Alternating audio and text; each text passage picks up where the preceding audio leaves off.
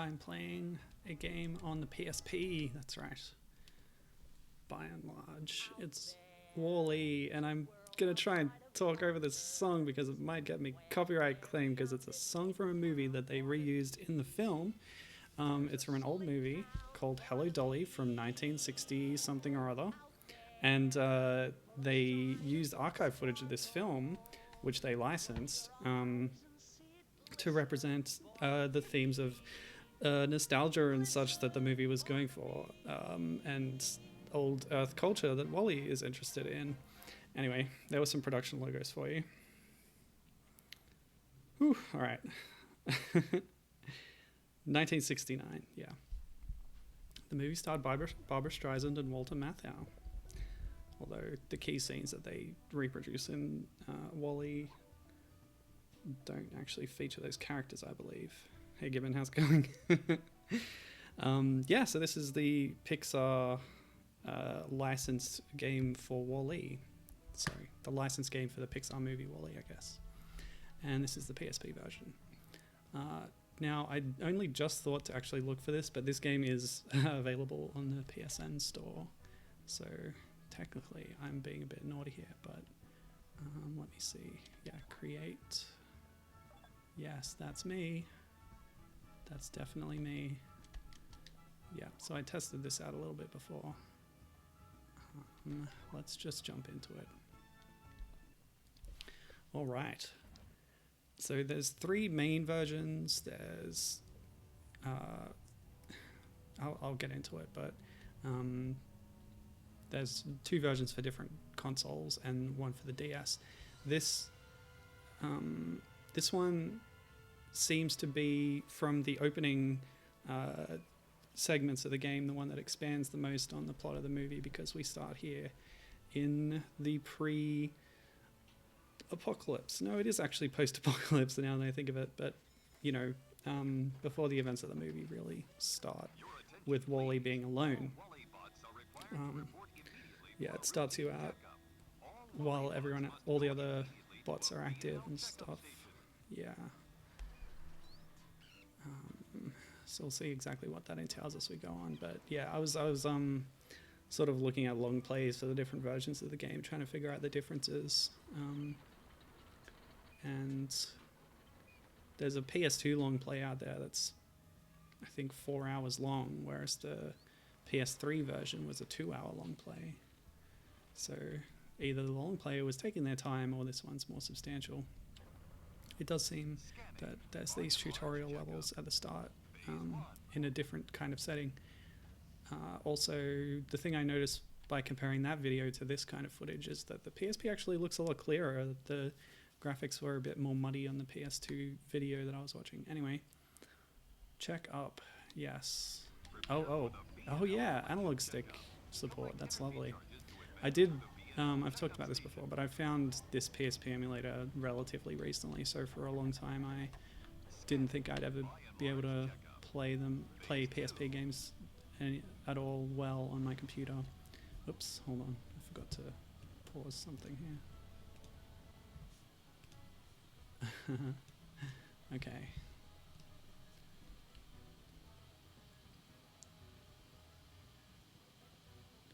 That music from the title screen is playing faintly in the background. Odd. Okay, yeah, so Wall-E is a robot whose purpose is to clean up all the garbage that's been left on Earth from humanity.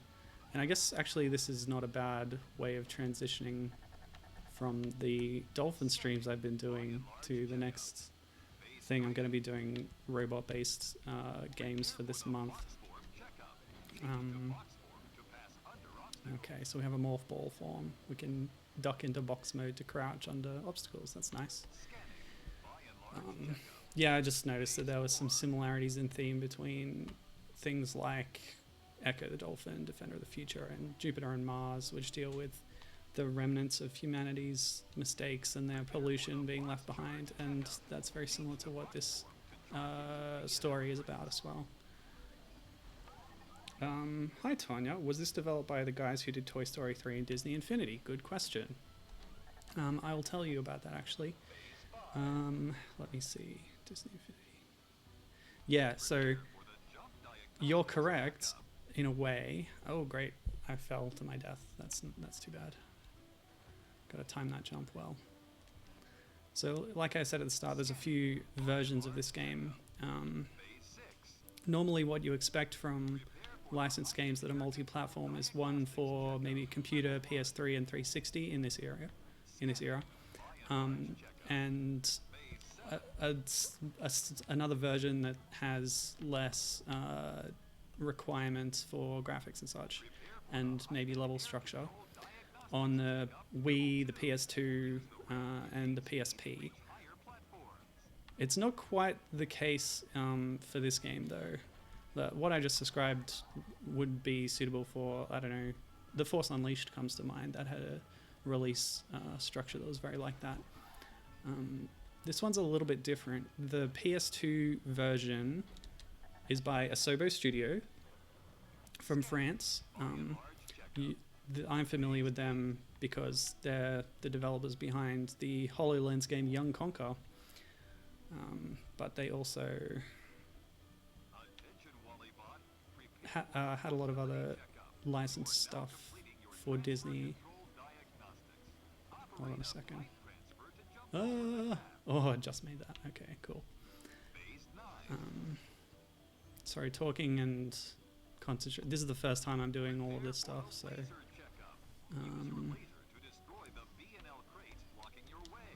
I have a laser. Okay. Oh, great.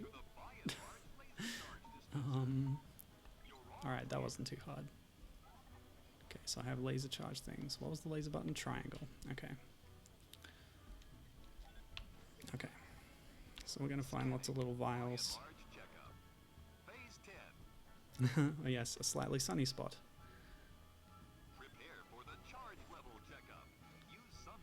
So the solar charge level access your health in this game.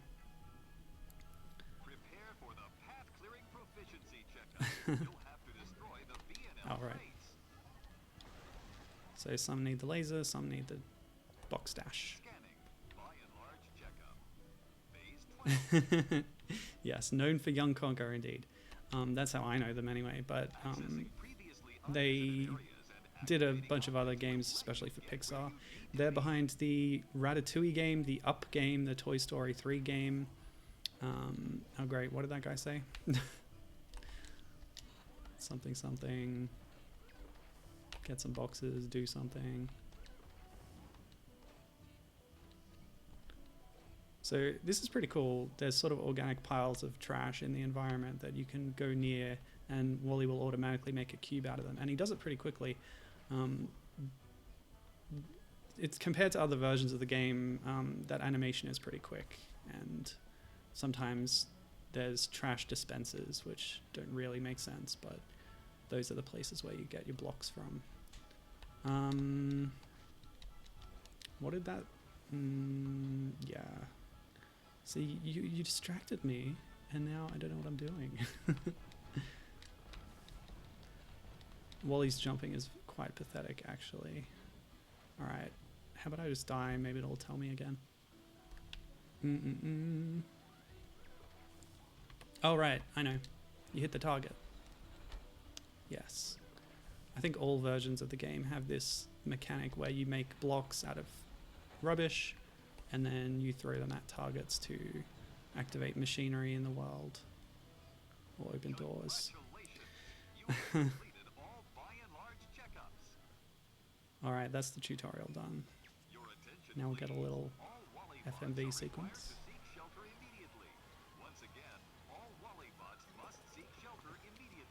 What's interesting in these cutscenes is we can see that Wally already has some kind of an individual personality distinct from the other sort of drone robotic Wally units. I don't know if that was really the intention of the movie, because when he reboots kind of after the climax, he's in a very drone form that doesn't display much individuality or sentience. I thought the idea was that over hundreds of years he had developed quirks and a personality, kind of. But Oh yeah, the music's playing again. Um, yeah, that full animation is pretty sad. So Tanya's saying the text looks a bit amateur from the way the font looks. I don't know. I think it's fine. Keep in mind this is a PSP game. It's supposed to be viewed a little smaller. Anyway, yeah, I just talked over that text box. 700 years later. I don't remember if the movie really sets up how long it has been, but that kind of makes sense to me. They do have that sequence in the pilot's room where there's all the pictures on the wall of past captains. Captain, I should say, not pilot. And there's like 7 or 8 generations, I think. So that's actually not as long as 700 years, but maybe it was more than that.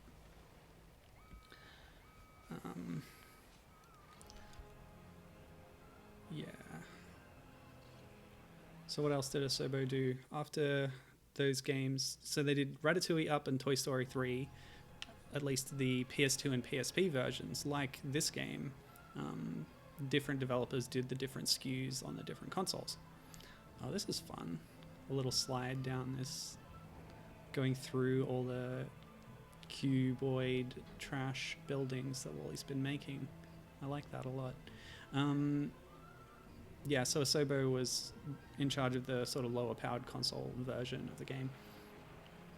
After that, they also did Connect Rush, a Pixar adventure, and Connect Disneyland Adventures, which I think I've mentioned before when I was playing Disneyland Magical Kart Racing game, whatever that was. I do not remember the name, but it was a pretty good game. I like this sequence. Uh-oh. Oh no, the wind, the wind. Yeah, so the 3 different versions of the game. Let's go over what they are. Oh no, we've got to the truck. Better not talk over this cutscene. I always like seeing Wally's truck. That's one of my favorite parts, is seeing all the trinkets that he's collected. That's very relatable for me. This is actually one of my favorite Pixar movies, maybe my favorite of all. I really like the characters and the way the movie gets its message across with so little dialogue between the main characters. They mainly express themselves through body language and little vocalizations, with the occasional word. Oh, what's this? Is this the plant? Oh no. It's Hal the cockroach inside a jar.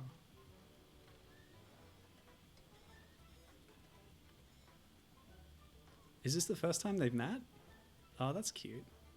We did see a cockroach on a can in the opening cutscene. Oh, he seems to have an established place there. Okay. Yeah, so Wally discovering the plant is the big inciting incident here. Let me see. Yeah, I totally agree there, actually, Gibbon. The PSP does have a large library of really good quality games, and it's, you know, it's strange that the system wasn't more popular.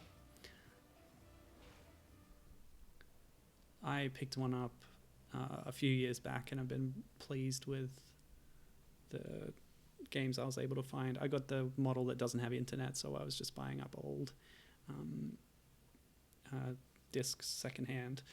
But then I got a Vita, and you can buy a lot of PSP games digitally quite cheap, and then play them on your Vita, so it's really cool. All right. First person, blah, blah, blah. Okay. Didn't it say press triangle?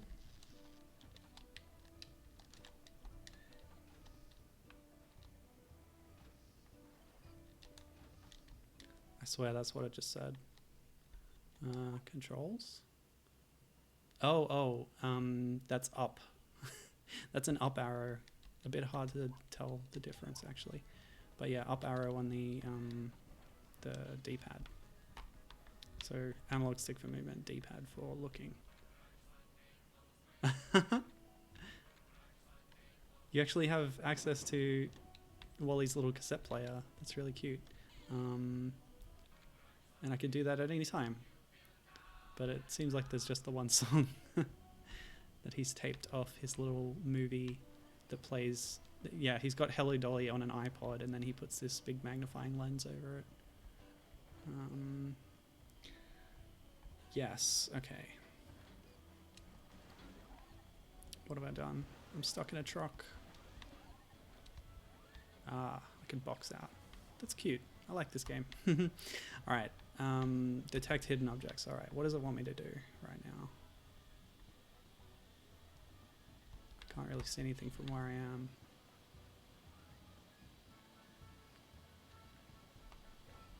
Boom. Oh, is there a bonus for destroying all these crates? Well, I don't have time for that. The real reason I'm here is to get to a section where I can play as Eve, and I know that's possible.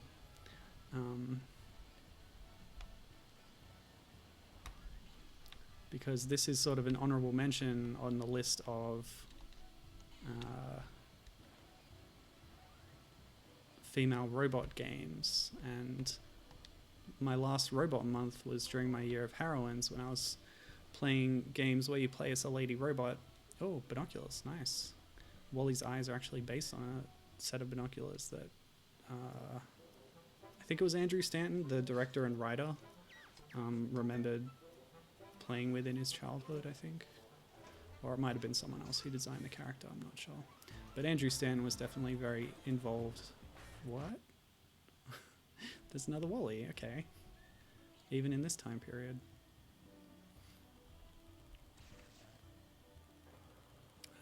Yeah, so this is Andrew Stanton's kind of pet project. He did Finding Nemo, and then this is the next one that he really took charge on. Yes, I will do that. But I'm getting distracted again. Okay, I wanted to talk about the different versions that this game's available on. So the PS2 version by Asobo Studios was also on the PC, Windows and Macintosh apparently.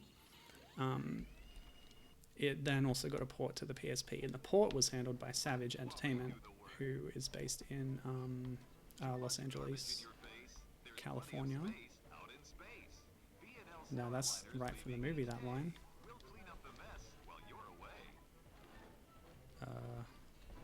What? My jump is so pathetic I can't even make it onto this little shovel thing.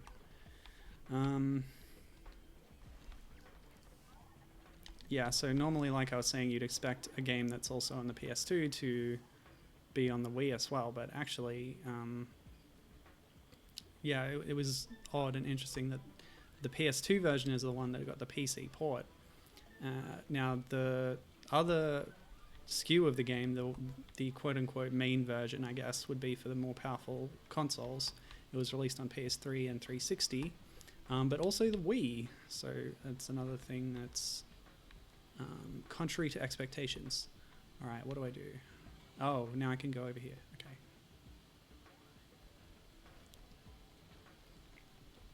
So the PS3, 360, and Wii version was handled by Heavy Iron Studios, who are also based in California. Vortex. Okay, so the Vortex is powered by this energy crate. Interesting. I know the Vortex is also a quote-unquote enemy or obstacle in the DS version.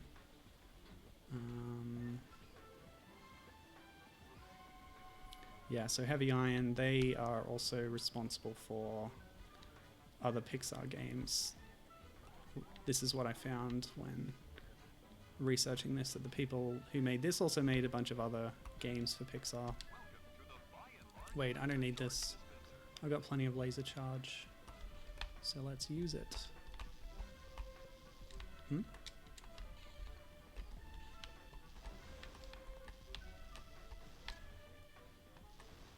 That's what we needed.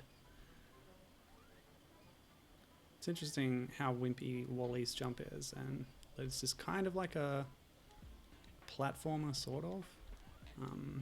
a character having a weak jump in a platformer really makes you go about it differently and work hard to navigate the environment sometimes.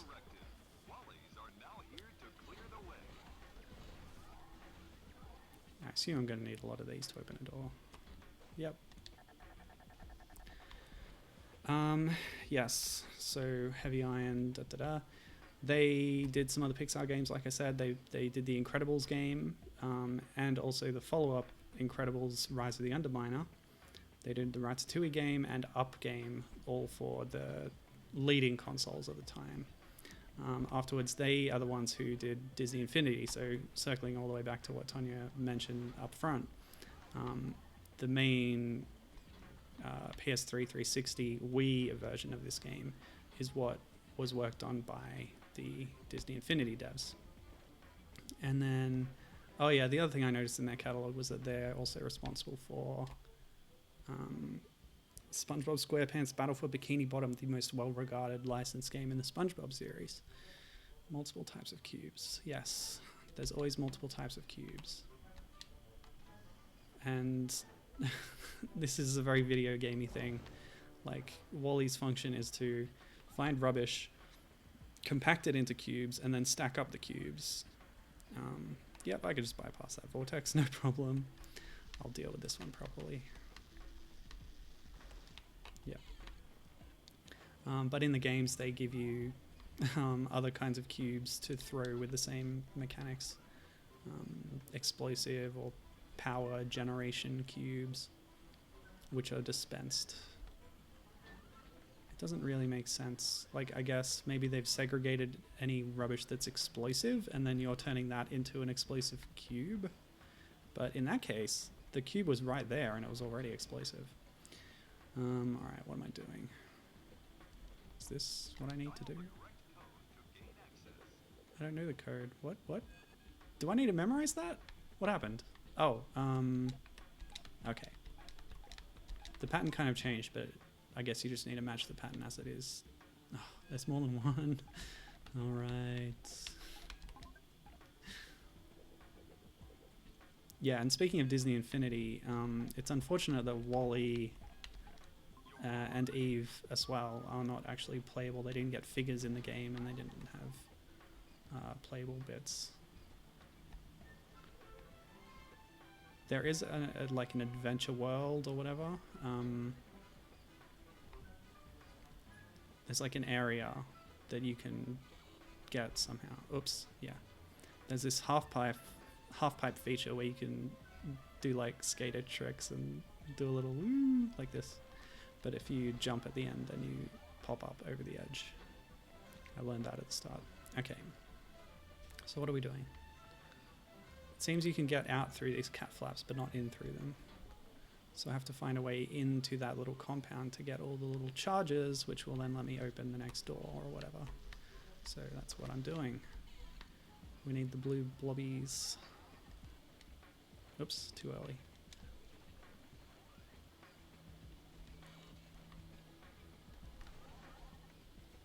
Okay, so this way.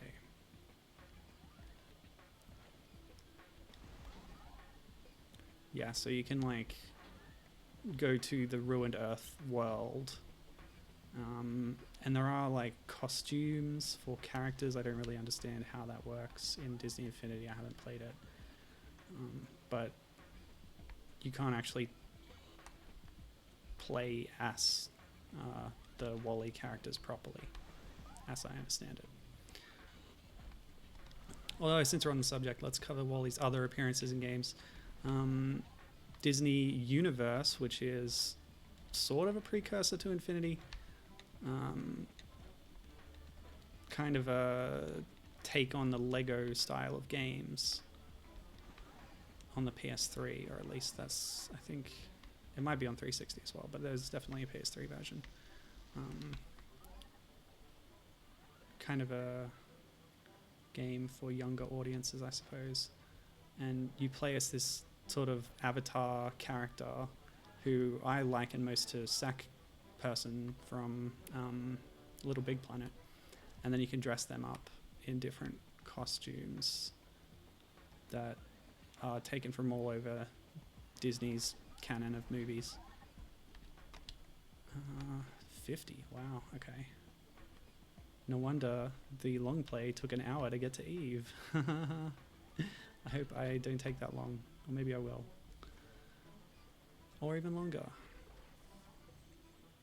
That's my goal today, is to get to the point where I can play as Eve. Just to follow up on robot heroines in games, basically. But I'll get there. That's the goal. We've got a bit of time. We can do it. Alright.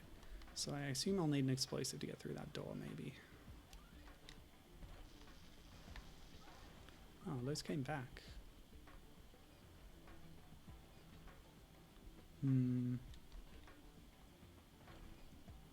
Oh, I must be able to lift this up, I guess. Then I can get into that little compound. Oh, I didn't know there'd be so much code entering in this game. Oops, wrong button. Yeah, so Disney Universe... Oh, bugger me. It has worlds based on, like, I think half a dozen Disney and Pixar movies, and WALL-E is one of them. It's kind of a cutified version. Because this movie really did strive for realism, which I think was partly motivated by the fact that they had the live action kind of scene with the by and large CEO. What's his name? That great character actor. Alright, so I've got to hit that probably with something, but first take this one over here. Yeah, nice stuff. And yeah, I think they really did do a great job in this movie depicting the garbage world of Earth, which is actually very reminiscent of the way that Earth ended up in the Red Dwarf universe. Only in expanded materials, of course. You don't really see Earth in the present at all, except for that brief view through the window in Skipper, the last episode of Series 12. But in the novel universe, which is... After the first two, they do diverge because Rob and Doug had split up, but they did their own solo novels with different takes on the universe, which was very interesting. But in Doug Naylor's novel, hold on, let me think about this. No, that's not right. Doug Naylor's was Last Human. It was actually when they were both still writing together as Grant Naylor. The second novel, the Better Than Life novel, the first half of it deals with a Better Than Life simulation, but then the second half, there's kind of an adaptation of Marooned, and then Lister ends up alone on a planet covered in garbage, and he discovers eventually that it's Earth. Right. Yes, that's the way. And it's very, very similar to this. All the available landmass is just covered in human trash that's been left there. They kind of have split it up by continent, so one whole continent is all just glass, and one is broken cars and such, etc. Alright, 48. Two more. Where's the last two? Ah, I see. Okay, I have a cube. Boom. What? Bad angle, maybe? Yeah, and Lister lives for years and years on this garbage planet, and he makes friends with giant cockroaches that have evolved there, and he takes cover from the deadly acid rain, and he eventually grows a garden. And actually, there's a couple of comics in this magazine, the Red Dwarf official tie-in magazine, that kind of revisit this certain concepts from the novel, including the Garbage World setting. So there's one where a Gelf ship lands there, and there's these wacky little goblin creatures who are looking for stuff to loot. And Lister tries to catch up with them to get away off Garbage World, but fails.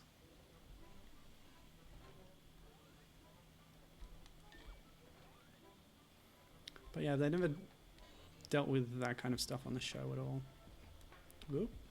It's a very nice setting though, and yeah, basically exclusive to the novels and spin-off content. All right, let me catch up on chat a bit, because yeah, we've covered the 2 console versions of the game now. Tanya's saying Coco is their favorite game. This is like a Fallout game for kids. Licensed games don't exist like they used to, definitely. It's all mobile style now. Yeah, I was actually chatting with a few high school kids the other day, outside of the context of school, and they were playing this game on their phones that I found out was actually a Steven Universe tie-in RPG, which seemed pretty interesting. And I was reflecting on how the RPG type of games have been adapted for mobile in various ways. Square Enix, of course, doing a pretty poor job of porting their own games to mobile, just through sheer laziness.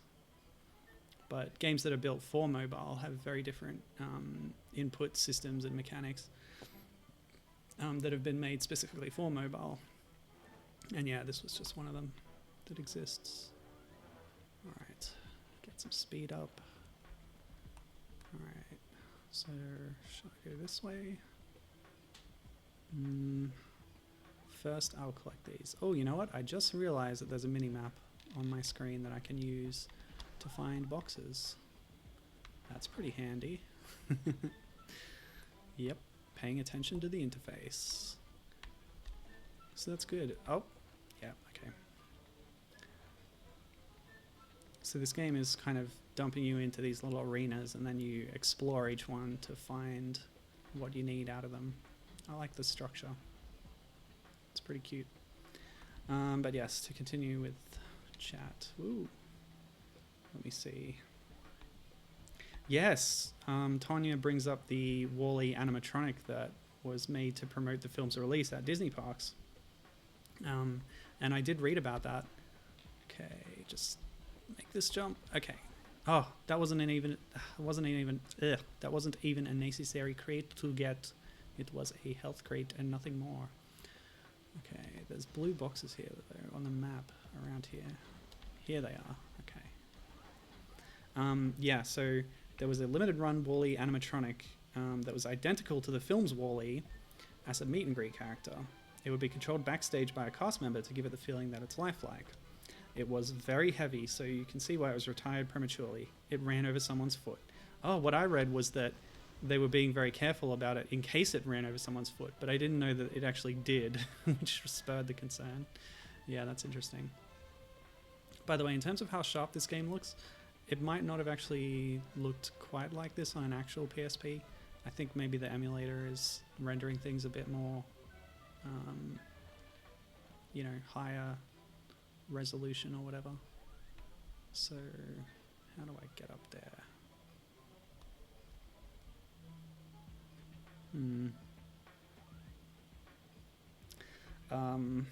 Yeah, so they wouldn't let kids get close to it and take photos with it. See, I can destroy the boxes, but I can't actually get there from down here. Oh, okay, yeah. This is a funny thing about video games. Test this out whenever you find a game with a first-person view.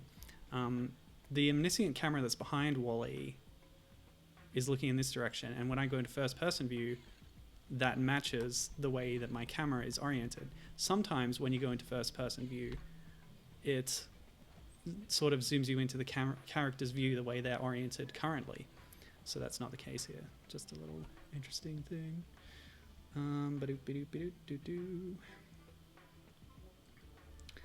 Yeah, exactly. The Rise of the Underminer Incredibles game, follow up to the movie. Tonya says it was neat, but the actual sequel has rendered it out of continuity. And she says she hates it when that happens. Yeah, it's kind of unfortunate, but that's okay. It still exists. I just don't know how to get up there. Maybe we'll fall down from a higher zone. Yeah, that's probably it. Okay, so go higher up and then come down. Whoop. Yes. Whoop. Okay, cool. What's next? Yeah, Avalanche being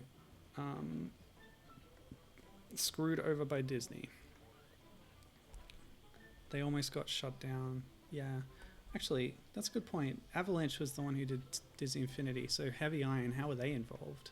Because I said that Heavy Iron did the console, the HD console version of this, and then went on to do Disney Infinity. But there must be a lot of different companies working on Infinity actually at the time. Maybe different companies did different season content. I don't know. Not sure how that works, but yeah, Avalanche. Whoa, yep, didn't quite make that. Yeah, they were still making Infinity content that was to be released when Disney canned the whole thing, canned the studio. They would have had to lay off all their employees, except that Warner Brothers came in and bought the company and ensured that everyone kept their jobs. And then the first game that Avalanche worked on under Warner Brothers was a licensed Cars game for Disney. It's crazy. Tony Hawk, yeah. I'm doing little Tony Hawk skate tricks off these quarter pipes. Pretty sweet. Yeah, I feel the same way. Tonya, other people having your name and talking about them. My name is Anthony in real life, in Meat Space, which I never have ever shortened to Tony, but it's that's a valid nickname for that. Not one that I've ever had though. Closest I had was actually nice. When I was in Scouts, one of my friends, like, we did come up with nicknames for people a lot. So my nickname, as given by one of my friends, was Anton. That's short for Anthony. And I just like thinking about that because it was not something that I've ever been called before. So my parents would call me Ant a lot. Why is that thing glittering there? There's a lot of hidden collectibles, of course, but I'm not really bothering with any of them. But I don't know, it was just something about getting a special new nickname because people cared enough about you too, you know? Nah. Can I throw things in first person view? I know I can in other versions of the game. Yes, great. Well, that doesn't help me right now. I need to get through this door. Ooh. Oh, okay. Yes. Tonya asked me, is this how Australia looks? I should ask Nova. Wait a minute, Nova? Is Nova Australian? That's not right, is it? Why would Nova know what Australia looks like? Tell me that. I didn't know that. Nova is someone that, kind of Tonya's friend, but I've interacted with them a lot on Discord and such. Boom. Yeah, actually the reason, Nova's in the game club that I run as well. And part of the reason oh, right. It's just a thing that you walk up and do a little mini game. I forgot about this. Yeah, part of the reason I'm doing this. Wait. Oh, it's a match thing. Okay. Yeah, I wasn't listening to the guy.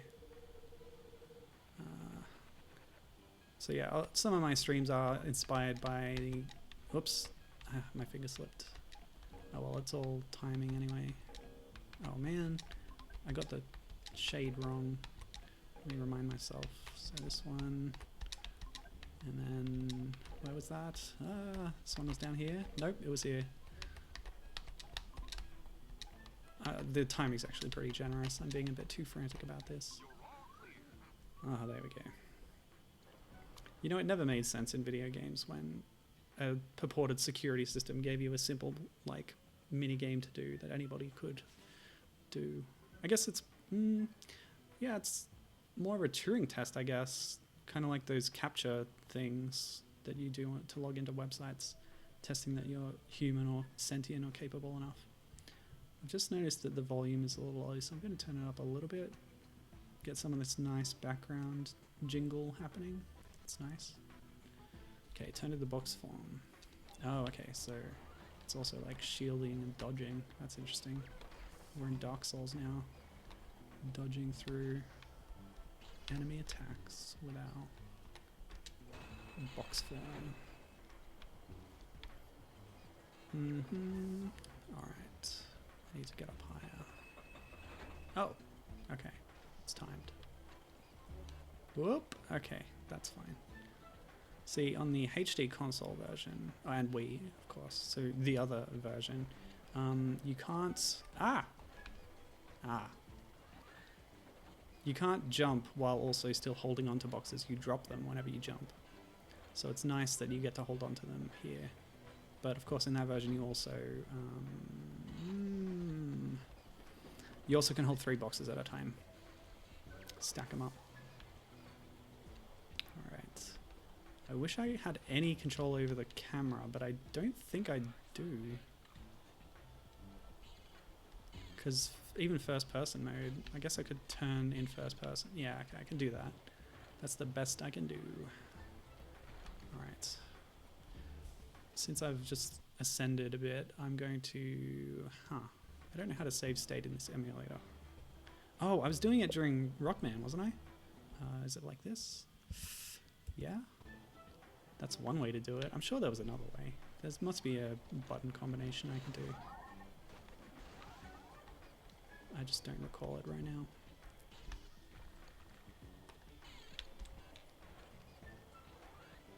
Actually, come to think of it, yeah, the last game I played before I started doing the Dolphin Crusade that I've been on was Rockman powered up, so this is really just a continuation of the robot theme that I was already doing. And that will continue for a few weeks to come. But yeah, the game club. I am the monarch of the game club. For this, is that a good time to load the game? I think it is, because I fell. So, where am I? Okay. Oh, no, that was too early. If I'm going to use save states, I need to be making them more often, or not relying on them as much. Whoops. Yeah, forget it. Yeah, anyway, I'm the monarch. I picked Rockman and Forte, also known as Mega Man and Bass, for my month's pick here, and that was pretty fun. Up? Nuts. Yeah, it's a Rockman game. I haven't played much of the classic series, but this one is really cool to me because of how you can play as Bass, and he plays quite differently, and I like his abilities a lot. Also the fact that it had been left off the Legacy Collection, so it was kind of an underdog and I felt sorry for it. And also the fact that it has a huge library of character profiles which you find as hidden collectibles in the levels, which is just a whole little mechanic that really adds a lot to the game's formula, I think. And no other classic game has ever really done that. It's something that sort of Rockman 03 does it, but not really much else. There's sort of, you can find the Reploids that are in trouble in X6 or 7? 6, I think. Whoa, whoa, whoa, whoa. Okay. Oh. Now, if I blow this up, I'll get a bit of health back. That's good. Yeah, so I'm going to play some other more closely Rockman adjacent games later on in streams this month, but also just other kinds of robot games, which there's a few I've got on the list to get to. I sort of covered most of ones I could think of where you were a solo female or feminine-ish robot during my year of heroines last year. But this is one of the few that have a female or feminine-ish robot as one of the selectable characters. What's that? I saw it sparkly. What is it? What does it mean? Is this a hidden collectible? Oh well, I'm not here for the collectibles anyway. Oh, that's amazing. I like that a lot. Ah, our goal, finally. Let's go.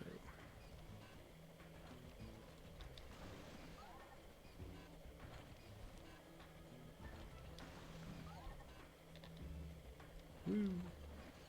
Yeah, this section's fun. Some pretty smooth platforming. Yeah, I like this. Oop. Yeah. Uh-oh. Yeah, I've noticed just one music track playing during gameplay so far. Oh no! No, that sad little cutscene. That's okay. I just get to do this fun part again. Woo.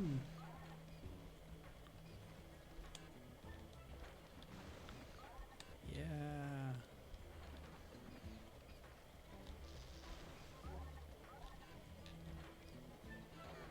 Whoops. Yeah. Okay.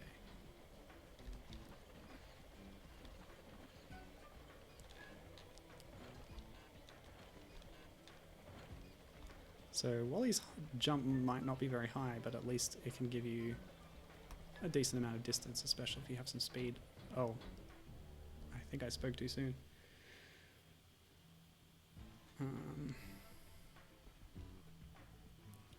Sorry, there's a lot of chat now. I'm sorry, I'm not keeping up with it too well. Oh, Gibbon contending with me that in the latest seasons it's unclear what the state of Earth is for Red Dwarf. I'll have to think on that, but let me see. Yeah, that, like I said, they've never gone into the garbage world stuff on Earth, so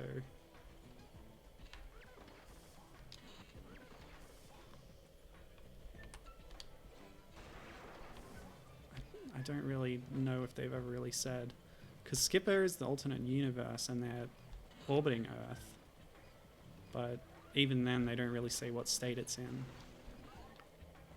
So it's something that's just been ambiguous for a long time, I think, and hasn't really been addressed. Ooh. Let me see. Anthony Tony is so close. Yeah, Tony is a diminutive of Anthony, really, for a lot of people. There's a few others at my work, actually. Anton was a latent character, but in the European translation, which is what we usually get in Australia, he's called Anthony. So I don't know about that character specifically, but woo! Okay, that didn't quite work. Nova's boyfriend is Australian, so not Nova is in Tanya's words, Nova is a boring old American, which is what I thought he was. American, not boring. But yeah, his boyfriend is Australian, so I like to ask him to ask his boyfriend about Australia in very stupid questions. Given responds by what's the word? Rebuking Tanya, saying, "Stop bothering Nova's boyfriend." Never. I don't think he minds anyway. Oh yes, feel free to ask me dumb Australia questions, sure. Go for it. I will answer anything, AMA, about Australia. Tanya saying, I'm bad at that game. Oh, Rockman and Forte, Mega Man and Bass. You've been playing it. That's good to know. Lovely. Go and post in the Game Club topic, please. Yeah, there's been a few people getting in on it, which is nice. Laura's playing on her Game Boy Micro using the GBA localization, which is, as I said up top of my introduction to the game, that is the absolute worst way to play it, is by doing the GBA version. It's a very compromised port. But oh well, you can play it that way if you want, it's fine, I'm not going to stop you. Okay, so we're going to use our garbage to interact with the environment. This is a big mechanic in the Wall-E license games that doesn't really come up in the movies so much. But yeah, throwing cubes at stuff, it works. Oops. Yeah, it is actually pretty hard. I've been doing pretty well at it using save states, and I managed to get... Yeah, I've beaten all the Robot Masters now. I went through and found all the CDs, but I did that before getting to the King Castle stages. So that's the next thing I need to do and actually beat the game. So that's sad. It was just a lifeless husk. It's too bad. Wally's longing for companionship, but he's all alone in this world, except for his little cockroach buddy.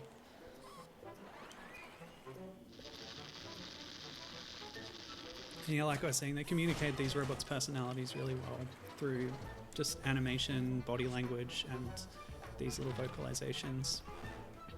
Wally is played by Ben Burt in the movie.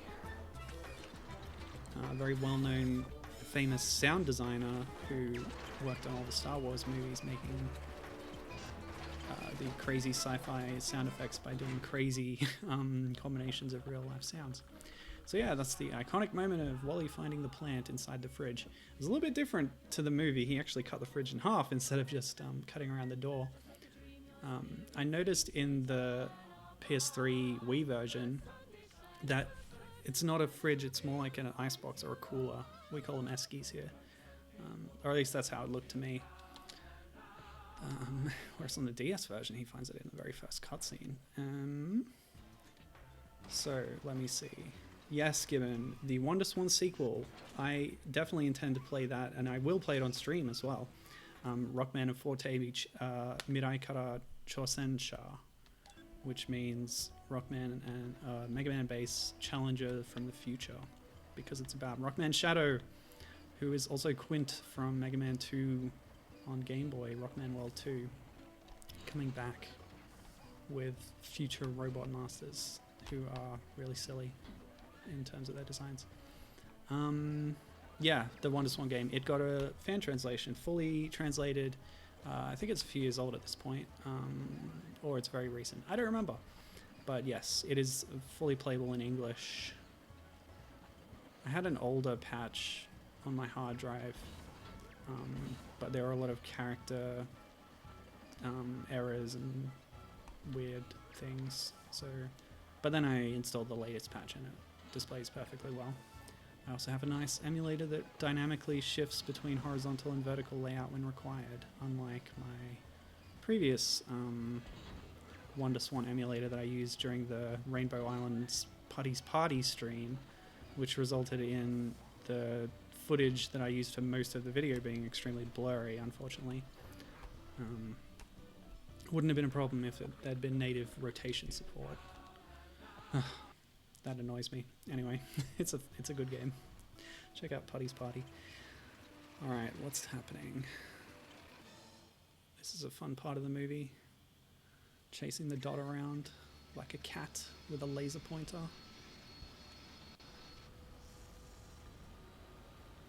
And here we are. It's our introduction to Eve, the other lead of the movie.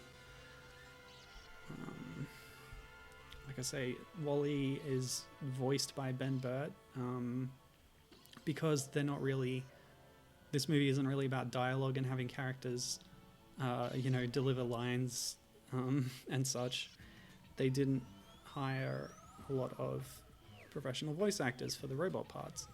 So Eve is voiced by Alyssa Knight, who was, I think, just an animator at Pixar or some other kind of employee. I don't remember right now, but she's not a voice actor by trade.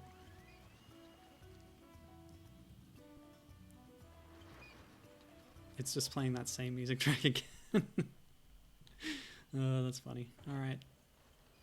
So Tonya does have a stupid Australian question for me. Are Tasmanian devils real? Indeed they are. They are a marsupial creature, carnivorous. I think they used to be more widespread, but now they mostly just live in Tasmania. Ah, yes, the first meeting. I really like how Eve is portrayed when she's introduced, coming out of the ship and then scanning things as part of her directive. But then as soon as the ship leaves and she's left to her own devices, she displays that she also has a personality and starts flying around and really looks like she's enjoying it, you know,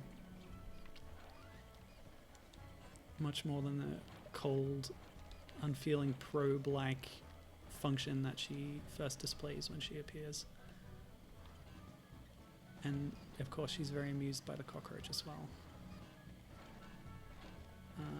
Okay. Hello?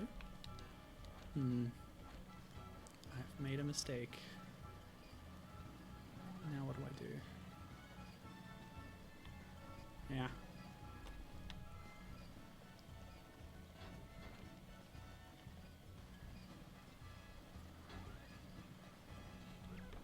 Okay. It's got to be something to do with this, right? Okay, there we go. Simple physics problem, although I don't think they're using physics simulation to do it. That was pretty scripted. Okay. I think, again, like Force Unleashed, actually, there's more physics simulation in the HD version, HD Wii version.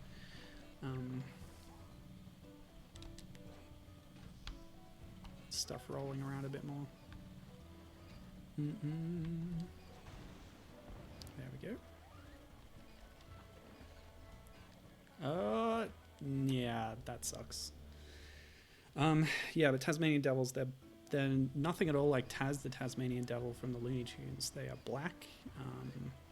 They have a lot more of a snout. They have a white stripe around them. They don't spin in a whirlwind form.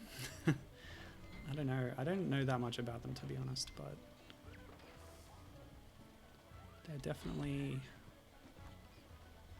one of those marsupials that has been negatively impacted by the introduction of invasive species like rabbits. I'm pretty sure that they've suffered from that. Oh, and foxes, of course. They're not, like I said, they are carnivorous, I think. They do have teeth and such. So I don't know if they're preyed upon by foxes as much as like possums and bandicoots, but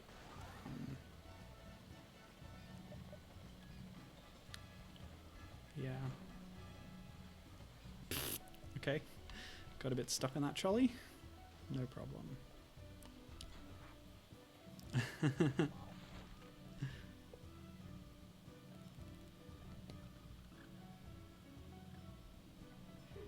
Eve is very trigger happy.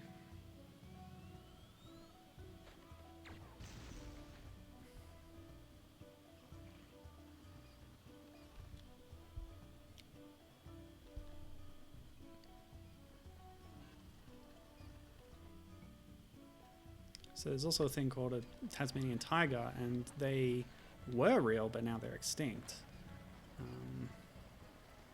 The name's kind of a misnomer. They're also called a thylacine. They're more like a little dog, but a marsupial. And they're not much like Ty, the Tasmanian tiger. They don't throw boomerangs. I hear that's getting a re-release as well. So it's good that all these 3D platformers are coming back into style. But playing this game, I realized that we've had 3D platformers all along. Sort of. Yeah, this was 2008. How do I get up? How do I mark echoes getting up?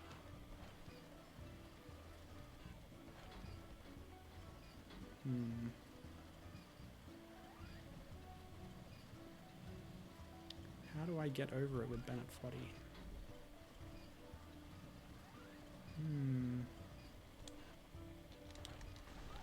Yeah, there's kind of a physics-defying jump that I have going on.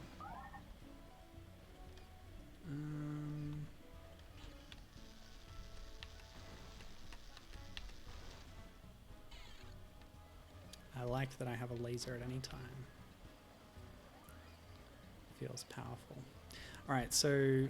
Whoops. Yeah, okay. I've talked about the versions of this game. They're on all the platforms. Computer, PS2, PSP, PS3, 360, Wii. But there's also a DS version, which if I have time, after I get to an Eve section in this game, I'll swap over to the DS game and compare them. The DS version was made by a company called Helix with an E on the end. I don't know if I can make that jump. I'm going to do a quick save state here. Because I've forgotten the other way of doing it. Yep, okay, no problem. The diode will have to be turned off. The diode will have to be turned off. I think I'm in like Lego game mode where pressing the square button is how you interact with interfaces like that. Anyway, let's see, Helix. They're a subsidiary of THQ because all the versions of the Wall-E game were published by THQ. And they're based in Massachusetts in the US. Okay, that's everything from that side done. I looked what else they'd done, and similarly to the other developers we're talking about, they have done a bunch of other Pixar games. What did I see in their catalog? So they have been doing handheld versions that accompanied these other licensed games. Oh, that's 70. Okay, now we can get through this door. So they did the DS, or the GBA version of The Incredibles, and I just made a list of games, and they're either on the GBA or DS, depending on when they came out. So they did Incredibles, Incredibles Rise of the Underminer, a Cars game, or two Cars games actually, Ratatouille, and then that was on the DS, and then there's another Ratatouille game on DS that was, instead of a sort of adventure platform game, it was mini games to do with cooking, and that was called Food Frenzy. So yeah, there's these sort of Pixar licensed workhorses that have done multiple games for the company. Okay, let's go, let's go, let's go. Yes, great. Alright, there's a jump. Time to save. Can't be long until we get to play as Eve, surely. We've got the following Eve phase, and then these games all let you play as Eve. At least so far, of the ones I've described. Let's see, what else did Helix do? The only other thing I noticed on their catalog that I recognized was a Star Wars licensed game for the GBA called Star Wars The New Droid Army, which has a unique plot based in Attack of the Clones, and ends with Anakin killing Dooku long before the Clone Wars ended. Revenge of the Sith and all that. Alright, so what's the problem here? Don't go in the water is the problem. Ah, we've drained it. Great. Wait, what have I just picked up? I have no idea what that is.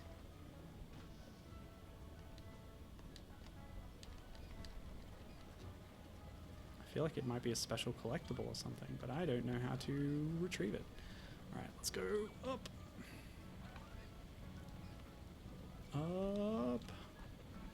What is going on here? How do I build up more speed?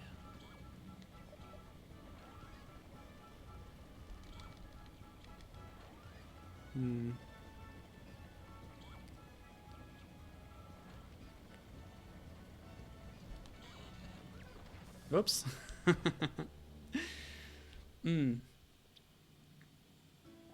Taz Wanted was a strange game. I know nothing about that. I know there's lots of Taz games. I was researching them actually. Why was I doing that? Was I looking for specifically like Australian animal games maybe? Oh, it was for the games set in Australia, which I eventually settled on playing Kiwi games. Because Australia, there were some more interesting New Zealand-based games that I could find rather than Australian-based games. It was because I was playing Beneath a Steel Sky, which is set in Australia. I was checking out all the Taz games. So tell me about Taz Wanted and why it's interesting, please, Tanya. Okay, what is the problem here? Has it got to do with this thing that I found? Do I need to throw it at something?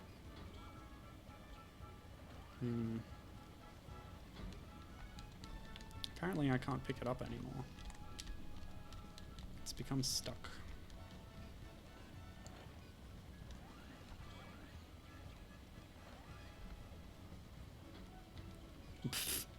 Just clip through it, that's fine. Yeah. So on top of the versions that I've mentioned, the Wall-E game was on a lot of other systems too, or at least a game based on Wall-E. So for some reason I had neglected to check mobile phone platforms, whereas usually that's something I'm pretty interested in. Okay, there we go. Just had to get a bit of speed and avoid that thing. The spinny, I don't know, thing. You know, the thing. Oh no! No! So yeah, there was a Java phone version of the Wall-E game.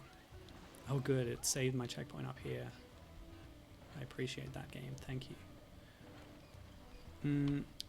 They're gonna give me this garbage for a reason, right?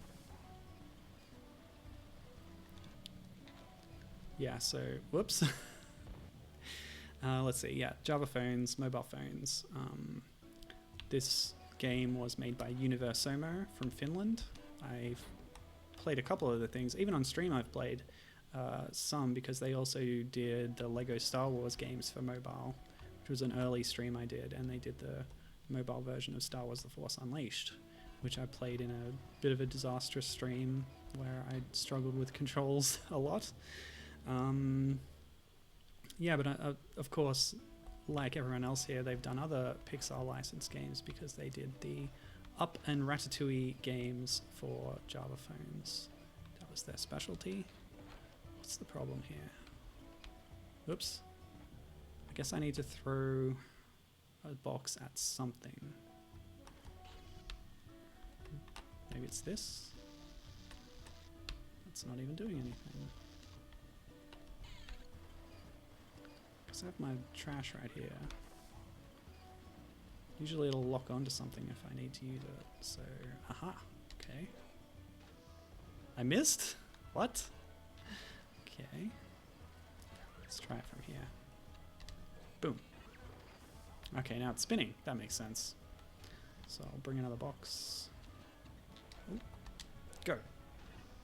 I can't adjust my camera so I don't know, but I heard it hit. Yeah, so as for the Wall-E game on mobile phone, I don't think I'll be playing that today. It doesn't seem to feature Eve in a playable capacity. It's a side-scroller. It's quite zoomed in, by which I mean the character sprites are very large. It seems to be just based on Earth, which is fine. That's my favorite part of the setting, is the ruined Earth, as I said. But yeah, it's Wall-E side-scrolling, making blocks again. To use, whoa boy, okay, made it. Woohoo. Yeah, sort of puzzle platforming with blocks of rubbish, as usual, but from a side-scrolling perspective.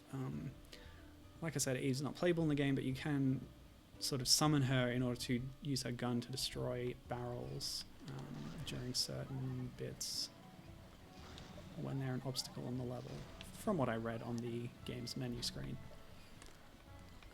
Okay. See, it's interesting. Again, his jump is so weak, but she's flying freely, but I have to sort of work my way up to where she is by using these bits of the environment. It's pretty cool. Okay, so...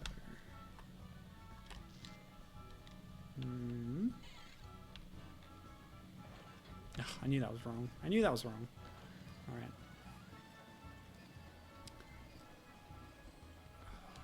Okay. And then on top of that, there are two other versions that I was readily able to read about, which were both for edutainment kind of systems for children. One is the Leap Star by Leapfrog, and the other one was the V-Smile. So they're both kind of mini-game collections just to amuse younger audiences. Okay. Whoa.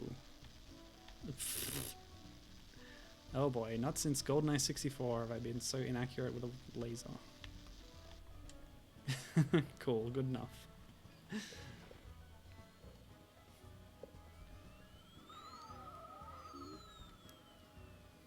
Directive? Oh, that's what broke the ice. That didn't work in the movie.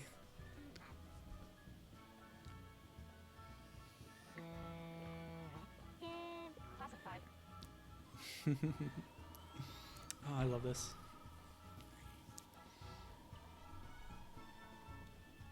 I watched this movie very recently, actually, which is what inspired me to look up the game.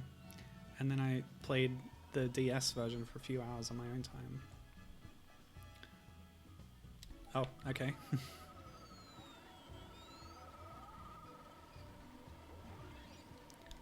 But then I thought I'd check out other versions and tie it into Robot Month and play it on stream, and that's a pretty good idea, I think, because I'm having fun with this. I think it's pretty cool.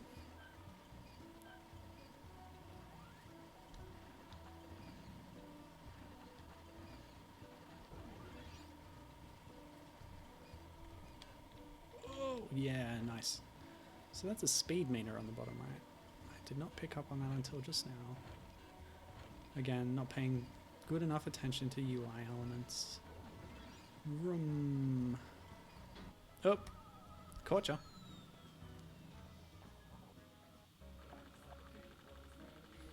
Hey, buddy.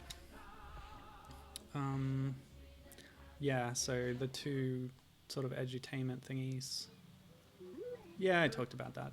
I'd say that the V-Smile seemed more substantial and more advanced than the Leapster one.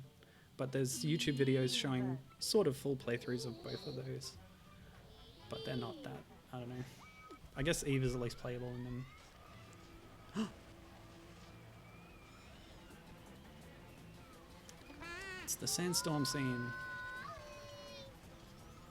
These games do follow the plot of the movie pretty well, with a few minor variations, which we've noticed already. Oh, here we go. We're playing as Eve finally. Lovely. So we're carrying Wally to get to the trailer. Speed up with R. So we haven't used R yet at all. Yes, I will want to invert flight controls, thank you.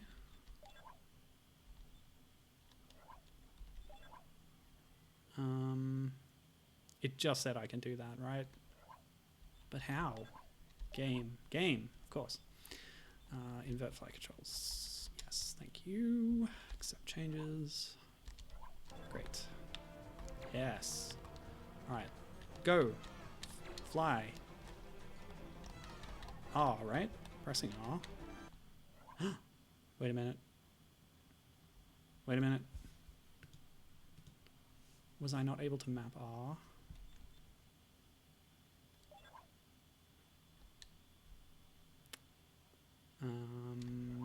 Controls. It's just R to speed up. Although it's so low res, I think that says R. Move, speed up. Alright, hold on. I'll save the state. because I think when I was setting up the controller, I think R was the one button that didn't work for some reason. And then when I started the game up, it didn't actually use R, so I was like, okay, that's fine, we'll go without it. But I actually need to quit the game to get the preference pane. Oh, okay, let's close it. Alright, hang on. Why can't I get to preferences now? What? Settings, controls, control mapping. Oh, you know what? I'm thinking of a different thing. So what is R? Oh, it was set to something else. That's weird. Is L... So is L. What? Did I change it because of something in Rockman? I don't remember. Alright, that should work now. So we're gonna launch the game again, and I'll bring it back on here because it probably lost... Yes, it did. Okay, so it's back. Cool. Let's do it. Oh, load state. Okay. Yes, now we're flying. Wonderful. And yeah. So, in the 3 versions of the game that feature Eve as playable, you know, the PS3, PSP, and the DS, it seems to most of the time be in a sort of flying state like this. Sort of, what do you call this? Scrolling shoot 'em up thing. That's the way it feels like. What do you call that? You know, like Lilac Wars? What's that called? And yeah, so you have to tap the shoot button, you can't hold it.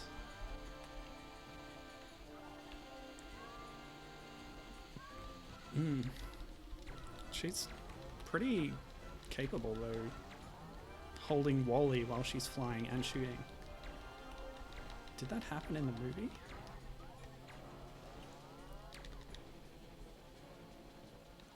Aha, we found the truck. Cool. Yeah, that.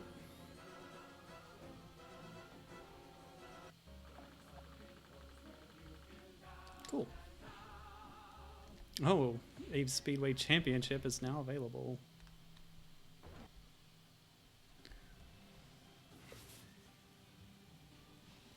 Oh yeah, Tanya's saying the Taz Wanted was a 3D platformer that focused on destroying collectibles. Like if you didn't collect the main collectible, you just... Oh, you didn't collect things in this game, you instead destroy them. And it had apparently Metal Gear Solid stealth, not getting caught.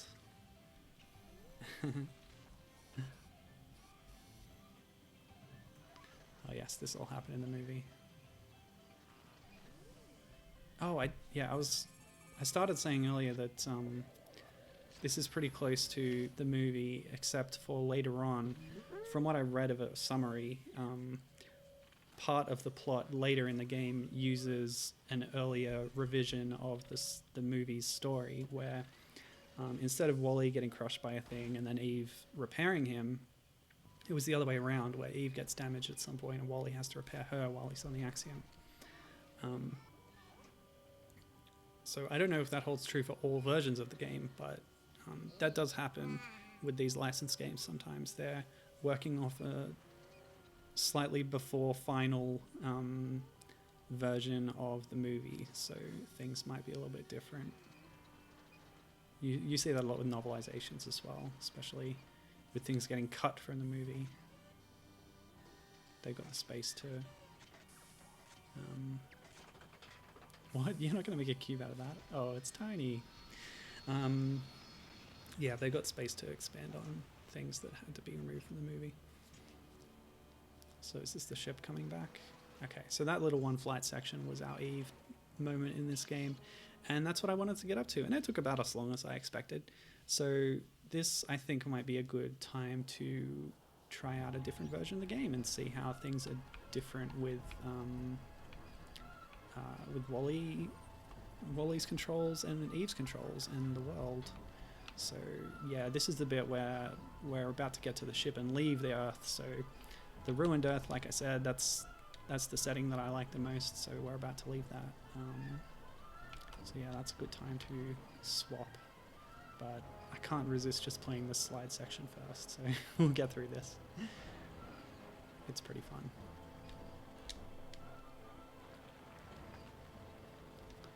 Slide sections. Mario 64, DK 64. Spyro had some slides, didn't it?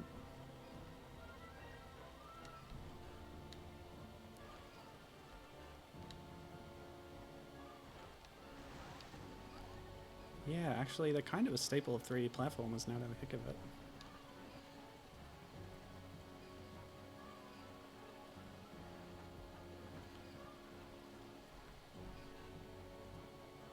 Yeah, there were some particularly annoying slides in Spyro Enter the Dragonfly, actually. I think that's what I'm thinking of.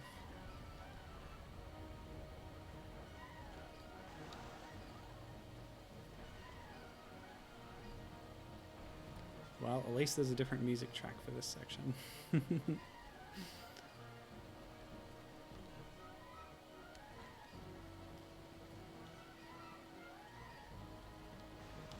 Oh yeah, Tonya talking about the children's edutainment consoles. There was a Sonic X game for one of those. Yeah, apparently became a meme. I have seen that. One of those rare Sonic games. Alright, there we go. We're on the spaceship. So, which one should we do next? DS or Wii? I think I'll try Wii. See how it runs. I played through the first bit of it to get to the Eve section and then made a save state there, but there are problems with it to do with text rendering, and cutscenes not displaying at all. They're just black. So I didn't want to spend too long on that version. That's why the PSP edition of the game was the main feature today. But yes, that's that dealt with, I think. Because now we're getting to space. And I don't foresee Eve being playable again for a little bit.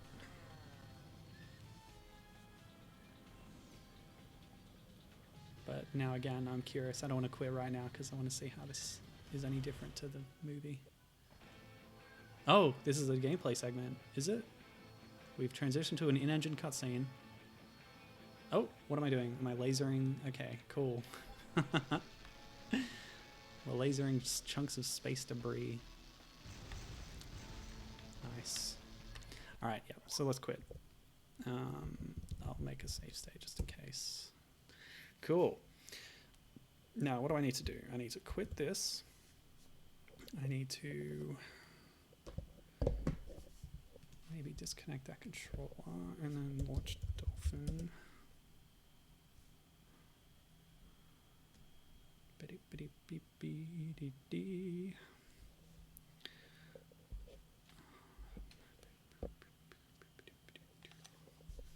Okay, set up the controller. I've got my Wii remote here with the nunchuck attached, as is required.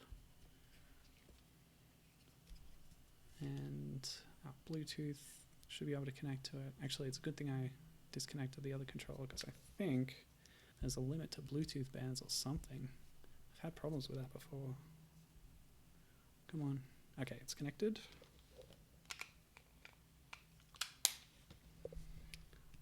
Now we launch the game. Oops. Okay. I messed everything up. Okay. Connect the Wii remote again. Sorry, the app was closed because I quit it. Come on. Okay. Got my little buzz. Tonya asking if the Wii version is significantly different. It is, in fact, and I'll show you just how different. Let me see here. If I press this button, this should work. Double check. Of course it won't. Of course I have to set it up again. Great. All right, that should all be good. So let me show you just how different it is. It's more advanced, it's more ambitious in scope and graphics, certainly. Yes. Oh, yeah, that's the other thing. I will need to use pointer controls with the Wii Remote. And, okay, so I'm over here at my desk. I'm just going to skip that cutscene because I don't want to talk over the music again. The sensor bars are over at the TV, and the cords aren't long enough to reach here, or I would have to turn around in my chair and point it over there. But what I can do, here's a little life hack for you. Just light 2 candles. There we go.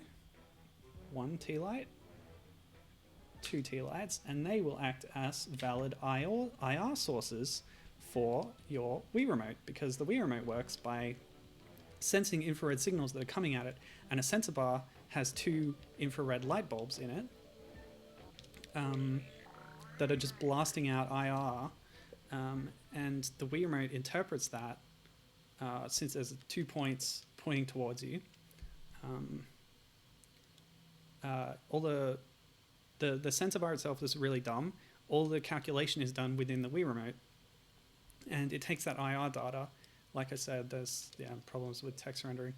And yeah, this cutscene is just going to be black, so I'll just talk over it. I can't skip it.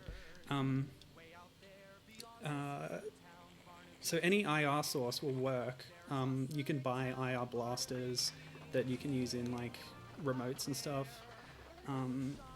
You can use 2 candles because they emit infrared radiation in addition to visible light. Even in a pinch, you can point your Wii Remote at the window at the sun, and that will kind of work. It does rely on having 2 point sources that are a small distance apart to sort of triangulate a pointer position, but so it'll jump around and it won't be very precise. But if you just need to get through an interface that momentarily requires a pointer, you can do that in a pinch. And I know because we did that at my friend's house when we wanted to homebrew his Wii. One way to do that was to use one of the Lego Indiana Jones games, I don't remember if it was 1 or 2, had an exploit because there was some coding problem in it. If you did a specific thing, you could then run arbitrary software on it, and then that lets you install the homebrew application on the Wii. So we did that at a time when he had misplaced his sensor bar, and through a combination of candles and the sun, we got it working. So yeah, I've just put 2 candles on my bench here, and as you can see, the pointer functions fairly well. It is pretty integral to this game because we are going to be making trash cubes and throwing them, but instead of auto-locking onto things, which actually I think the other console versions do have the locking on feature, the Wii version uses the pointer to have that as a mechanic. And you can already see how much more detailed the geometry of this game world is compared to the PSP version. So as I was saying before, this is Heavy Iron Studio doing the Wii version in addition to PS3 and 360. And we start the way the movie does with Wall-E in this landscape already, and taking parts off other Wall-E robots to supplement his own functions. And there was like a meteorite that just crashed down there. I think it happened during the cutscene, but when I was testing this, it just sort of happens as you progress through this level. It's really weird. I don't know why that just comes out of nowhere. I actually would think that in a polluted Earth, the additional smog would make it more resistant to meteorites in the manner of the meteorite that's going to blow up Springfield in that one Simpsons episode. So that's the hint thing. And here's the cube stacking mechanic. Now if we point at this, hold B, press A, and that's how you throw things at targets. This is actually dropping a lot of frames now that I'm playing it on stream. This was running a little bit smoother before, and that's demonstrating, as I said before, if you're holding cubes and you jump, you lose them, and you have to go pick them up again. And yeah, there's a lot of physics simulation going on here, a bit more than the other version, where they'll just be thrown around all over the place. Okay. What? Come on, stupid controls. That's one of the problems with certain Wii games, mapping multiple functions to the same button. So A is jump, but also if you are holding B and press A, it's throw. But if you jump when you meant to throw, you'll actually drop the things that you were going to throw sometimes. Anyway, so the little energy vials is a mechanic here, but in this case we're using it to repair machines that then will drop rubbish, which again doesn't really, I don't know how that works exactly. Like, they're in some other storage repository and then they get delivered here. That's not really, I don't know, it just doesn't seem to make sense. And Wallies are supposed to clean up trash that's just lying around everywhere, and then, I don't know, whatever, it's fine. It works for the game, I suppose. Yeah, so this is how the game plays, basically. What time is it? Let's skip ahead at this point. So I've just sort of shown you what the game is like as Wally. There are different kinds of rubbish now that they're introducing. This is one that makes particularly heavy cubes that you then use on these weights, and later on you get explosive ones and such. You know, like you do. Okay. Yes, using candles is just black magic. All right, let me see if this load state will work. State 3, I think.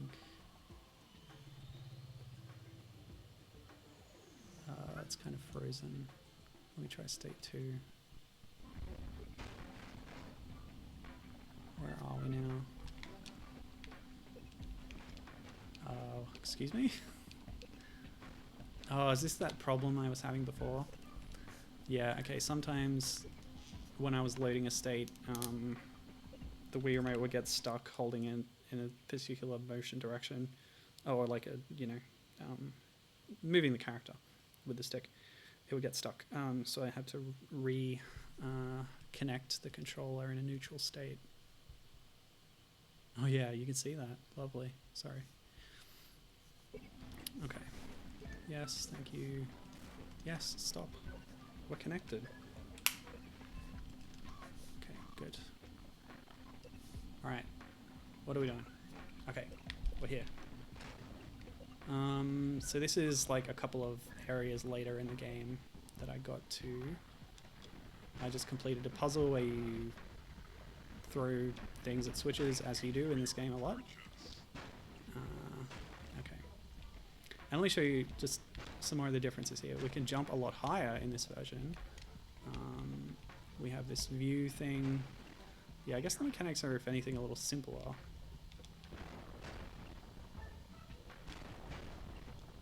But the jumping is actually a really fun little animation. Oh yeah, wallops. I think they're an optional collectible that just unlocks stuff on like concept art or whatever. Oh, really? Oh, fine.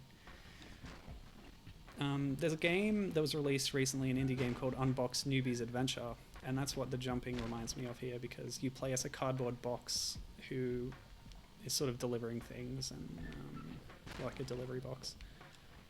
But you get multiple double jumps in that game by sort of popping a smaller box out from inside yourself. So that's what that reminds me of. The animation's very similar, where the box just sort of flips in midair. Okay, so this is another kind of cube you get. Charge cubes. And we're going to use these to open a door for us. Now, was there much more after this? I feel like the Wii version has these level ending bits more often than the PS3 version, which had larger game world areas, although they're the same, you know, same levels, but there was more of them. There's more, like, you know, the PS3 can have more stuff loaded at once, I guess.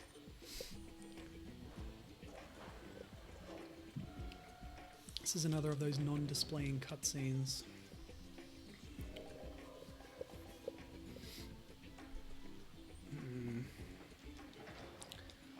Yes.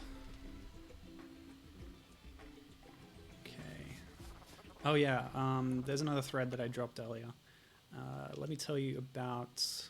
So I said Wall-E, not in Disney Infinity and not in Disney Universe in terms of the characters, but they do have worlds and costumes in them. I forgot at the time to mention the only other game where Wall-E actually is playable, and that's Lego Incredibles. Lego The Incredibles? The Lego Incredibles? I don't know how the definite article works. I know that the movies, there's 2 Incredibles movies, and they have different approaches to the definite article in their title, which is a bit odd. I think it's The Incredibles and Incredibles 2 from memory. But yeah, Lego Incredibles it covers both movies, but it also has like guest characters from other Pixar movies in it, which is pretty cool. Oh, that was it. Okay, I thought there was a bit more I had to do, but yeah, now we're Eve. Great. So this works by letting us fly pretty freely, actually. And yeah, we can see there again the kind of text display problems. All right, so instead of being a kind of auto-scroller rail shooter, which is the term I was trying to think of before, thank you, brain. Why can't you work when I want you to work? This one seems to be a bit more open. Oh boy. Okay, yeah. So I got egged. Back to egg form. I am struggling a little bit because, you know, these candles, they're not perfect. Even with a normal sensor bar, your remote can lose connection to them or sort of lose sight of them, you know. And actually, it might be a problem in a brightly lit room. Let me close the curtains. I'll be right back.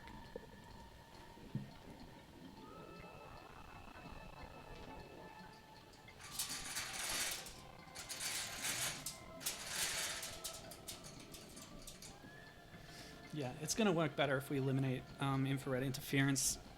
Oh wow, that's a little bit disorienting. Oops. Ah, stupid. iTunes.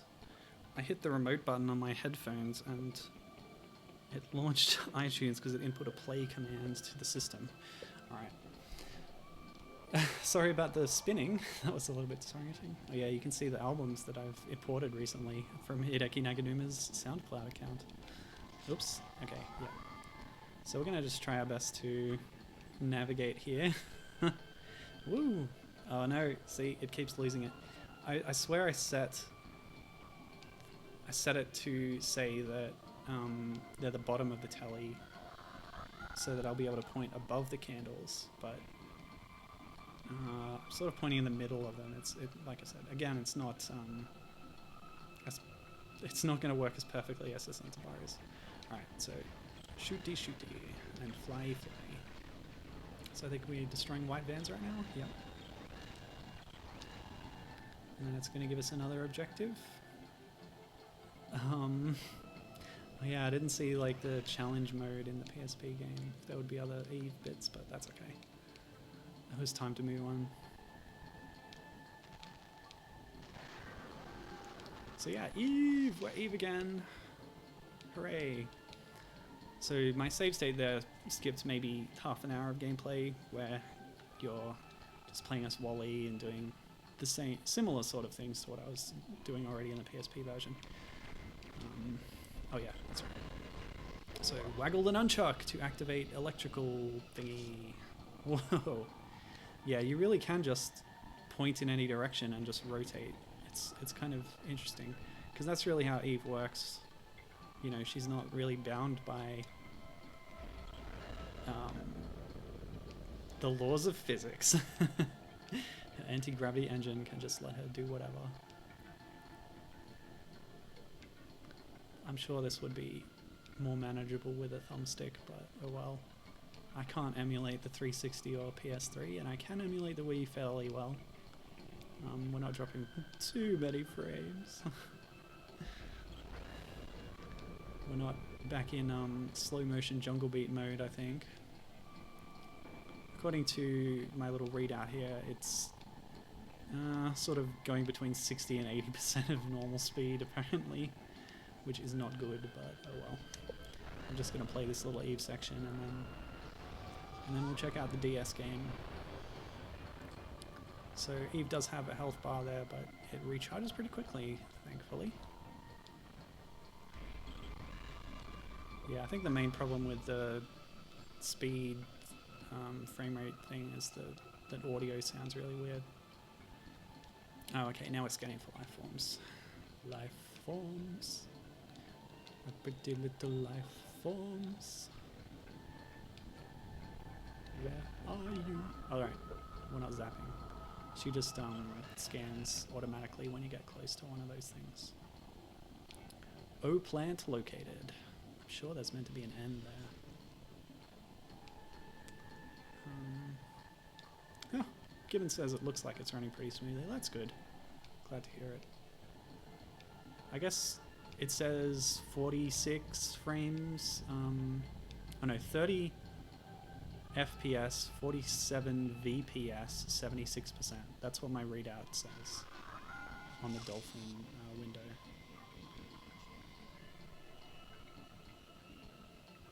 I don't know the difference between FPS and VPS, but I guess it's not so bad. Oh. Oh, okay. So we're finding like little sign... oh boy. Oh no. Yeah, sign posts. And she's checking if they're actually trees, but they're not. That's what's going on here.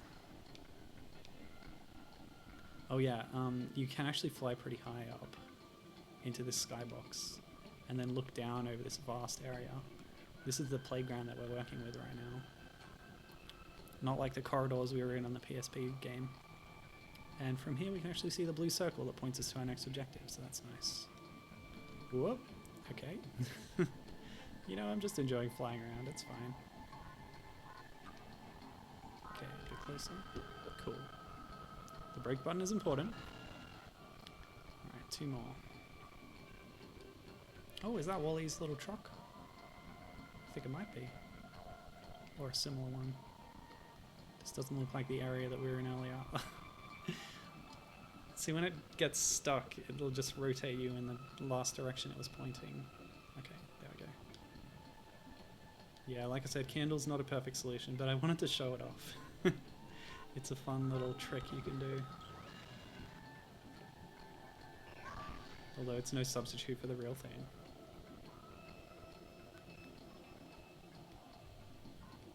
But yeah, Wii remotes are pretty impressive, really. All the tech that's in them. You've got your gyroscopes and your IR sensors, as well as all the traditional controller things. Oh, it's a falling satellite. That's probably what we saw earlier in that cutscene. Ah, no. Bonus activities, I don't know what that means. This is actually the location of the film where they do that ice-breaking scene when Eve blows up all the ships and she gets frustrated because she didn't find any plants. Directive. So this is an earlier point in the movie than when we had control over Eve in the PSP version.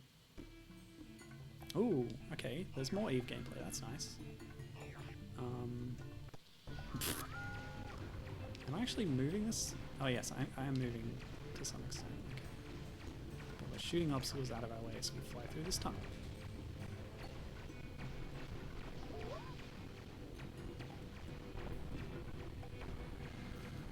Now this is the rail shooter section.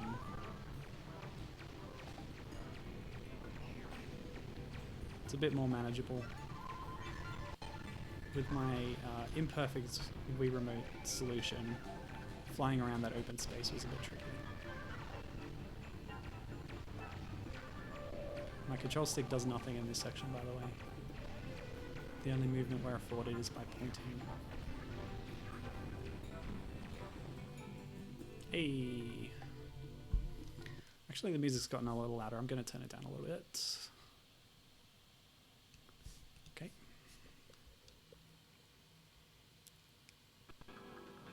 Ah, more Eve. Wonderful. Let's go. Whoa, it's faster. Oh, I think I could have been doing that in the last bit. It's sort of auto-scrolling and moving us along, but you can hold A to go even faster if you want to. But there also seem to be more obstacles in this section. This kind of reminds me of another game that's led by a female robot, Nier Automata. Sort of an abandoned human factory.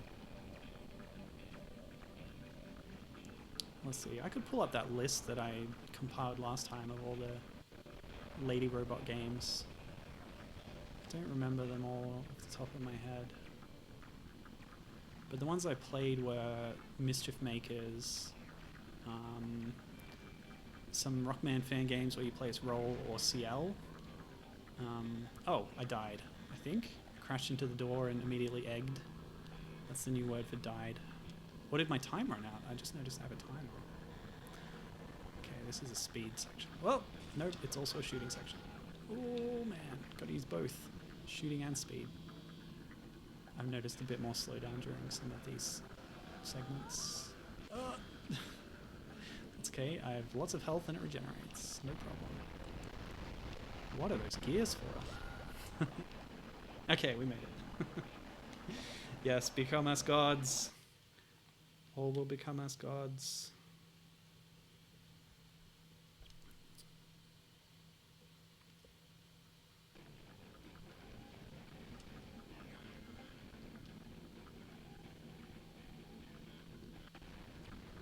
Woohoo! Cool stuff. If I could divert any attention away to this list, I would, but nope. Oh yeah, so what else did I play? I did Mischief Makers, and let's see. Oh yeah, I played that sort of aborted sequel. Well, it was going to be a sequel to Gianna Sisters, but they released it as a different IP game, which was called Hard and Heavy on the Amiga and Commodore 64.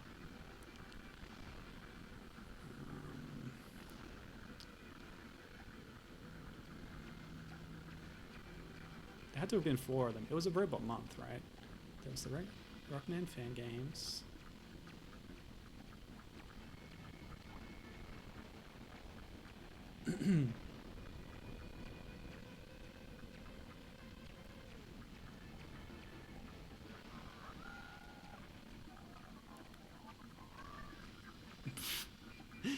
Collisions have basically no penalty here, so let's not even bother shooting. I'm just going to speed.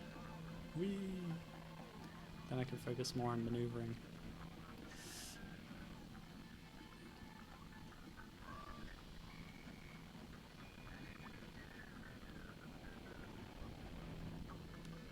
Is this a maze? I'm not repeating myself, am I? No, I don't think so. That would be like the Zora section inside the moon in Majora's Mask. Going down those tunnels. Oh. Okay, we won. This is another one of those cutscenes that's not going to play because the Wii emulation is not perfect. I tried Googling for this problem, didn't find anything. Apparently nobody else has had this problem with Wall-E on Dolphin. Doobie-doop-doop-doobie-doo. Doobie-doobie-doo. Oh, the Guardian Legend, that was it. See, I thought I'd played that earlier, but... Oh, I had, actually. Yeah, I didn't play that during Robot Month, but that's another one with a female android. What is it? What is it? Wally. Wally? Eva. We can at least hear them talking.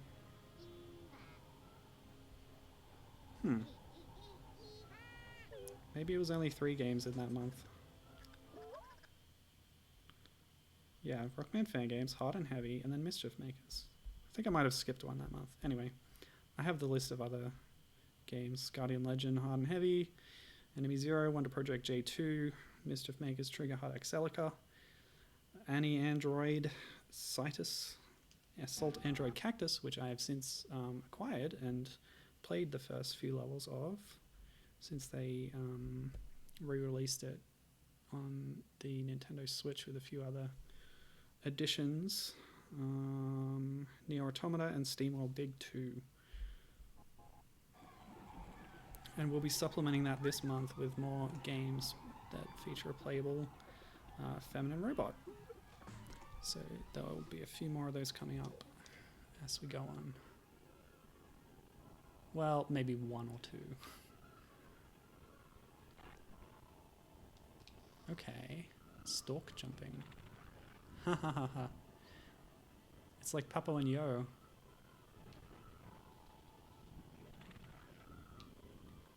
You get a little robot that helps you jump in that too.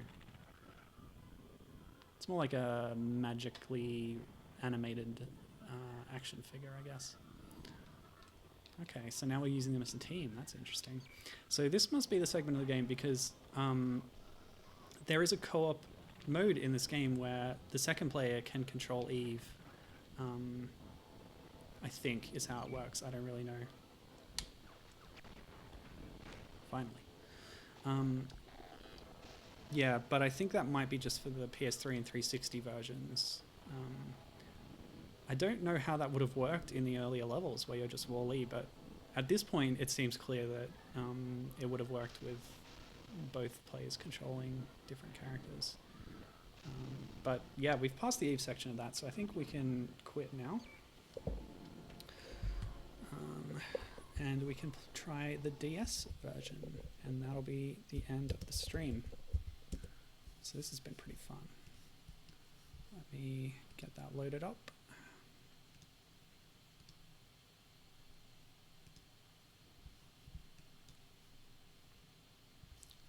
And if I pick this one, that should just work because I've set it up beforehand. And I'll connect this. And hopefully everything looks fine. Now, I said before, I've started playing this one a bit on my own before I even thought about streaming the game. And I was pretty impressed with the look of it, especially. So you can see it right from the start when we get into it. So I'll pick new game. And this opening cutscene, which, by the way, if you try and load this on the default custom firmware of an R4 flash card, the game will stop after this and you can't actually play it. Or stop at the cutscene, actually. But you can load other kinds of custom firmware that you can launch separately. You know, that's a completely unrelated thought that is not really relevant to me playing the game. So yeah, this is the DS Wall-E by Helix with an E at the end. Yeah, and I think you can already see the graphical style of the game, and that's one thing I was really impressed by. Instead of trying to replicate how the movie looks, they've gone for a much more stylized, no outlines, kind of almost cel shading, simplified look, which works really well, I think. And yeah, let's start this. But there's quite a few tutorial-ish levels. So I think I made a save state. Hang on, let me blow these candles. All right, black magic time over. Yeah, so we've got a mini-map down there. We're traversing these small puzzle levels using the same kind of mechanics. We pick up garbage that's been put out of these garbage dispensers, which again doesn't make much sense. We carry one at a time and then we throw them to hit switches and things. So that's how it works. I'm gonna load my save state. Where was that exactly? I don't remember the buttons that I have to use to do it. Okay, so this is a few levels later. Let me see, where am I right now? Actually, I think state 1 was... Oh. No, state 1 was during the opening cutscene. Oh, yes, okay, so this is after a few levels you get to Wally's truck. Home.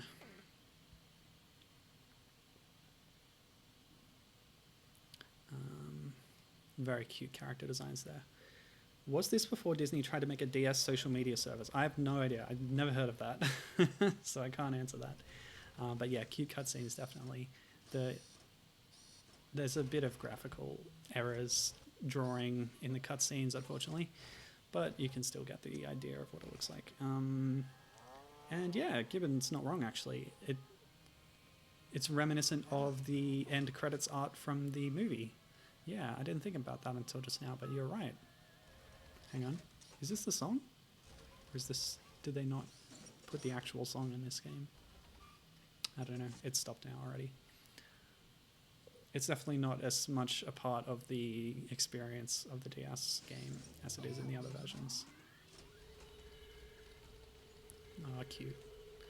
And he's all tired when he wakes up because he hasn't got his sun yet. The other games didn't really portray that.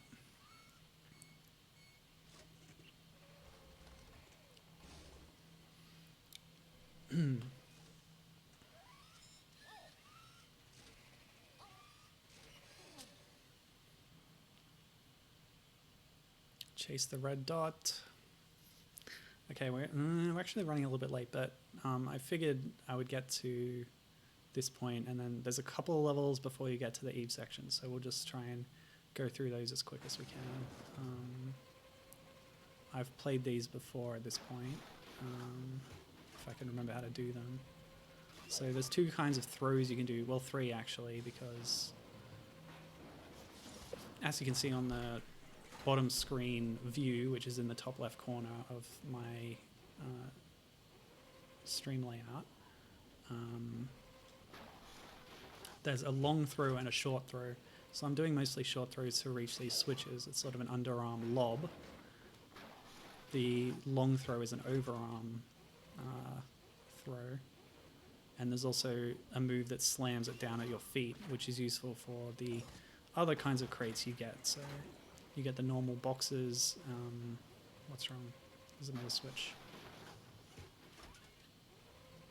There's normal boxes, and there's also explosive ones and magnetic ones, which is new for this game. They pull, when you drop them, they will pull you towards them. So we're going to hit some switches, and we're going to get through these levels. So by making that masher move, it'll push an explosive bit of rubbish towards you, which you then turn into an explosive crate. What do you do with this? Yeah, you put it in front of a ramp. Like so. Hang on a sec. Like this. And then boom, and it pushes you across the gap.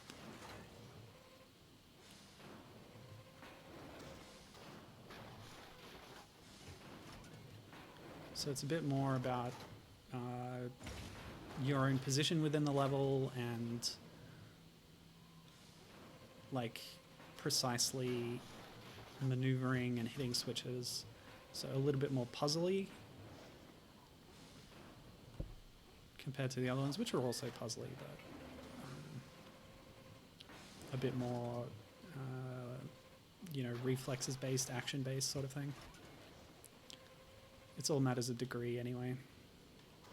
Okay, so if we hit this, that's going to push some magnetic rubbish to us.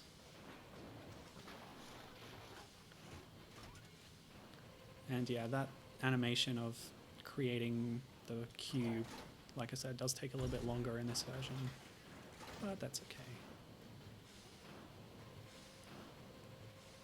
Cool.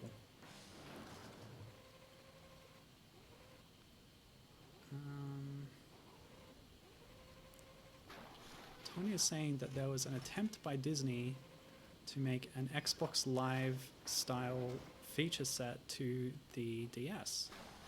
So games would have it built in as a chat function and such.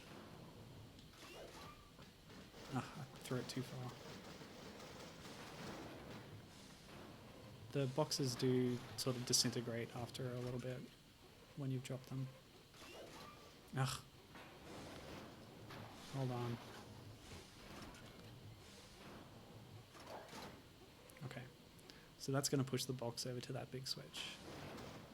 What? Ah. See, it disintegrated before it could be pushed. Very annoying. Wait a bit. Put it down. Go. Yes. And now we need another switch. You can actually see them on the bottom screen, the layout of the level, which tells me I need to go here. Chuck. Okay. So games would have a built-in chat function. It was a very weird idea, but it only worked with Disney games. Huh. Yeah, that is weird. Is it sort of like how a bunch of Mario games on the GBA had the Mario Brothers Arcade as a multiplayer mode, and if you had any of those 4 games, I think it was, or 5, I think it was all of the Super Mario Advance remake titles plus Mario and Luigi Superstar Saga. And if you had any of those, you could link them up together and play the same Mario Brothers battle mode between them. Is it like that? How different games would have the same feature? Yeah, so magnet cubes and explosive cubes basically work the same way, except they push you in a different direction. So explosive ones, you want to put them behind you, and magnet ones, you put them in front of you to move. But we don't need a cube for this, so we can just go press that button. Yeah, so I've played these levels before.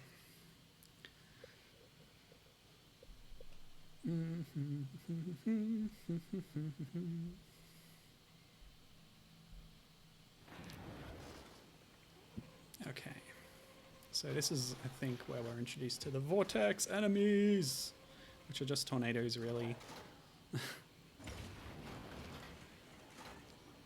The PS2 version, the PSP version that I just played had a bit of a different thing with these as well, where we shot the cubes inside them to stop them. But this is strange. You can interact with them by throwing the magnetic or explosive cubes that then will push them into pits. It doesn't really make sense if you think about it, but oh well.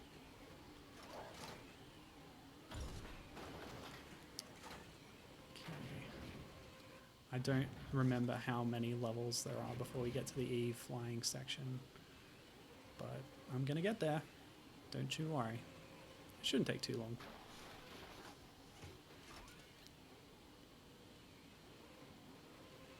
But yeah, the thing I'm most impressed about, okay, that box was only for defeating whirlwinds. And you lose it in the next bit anyway. Oh, that's a death. Not too punishing, you just come straight back. Let me in. Okay. What do I need to do here? Oops. Yeah, push me. Okay, so I'm going to use that cube to hit that switch. Let's try and do it without bothering with any of the vortexes. If you're being careful, you would use these cubes to knock the vortexes away to make it safer for yourself. But let's be risky. Beautiful. Uh-oh. Okay. Yeah. But yeah, I really like the look of this game. That's what I'm most impressed with. And the gameplay is a bit more gentle, you know, compared to the other ones, which is nice, a bit more methodical, you might say. What are we doing here? But that's the thing I most like, is the cel-shaded look. Okay, so... got in the way. Stupid vortex.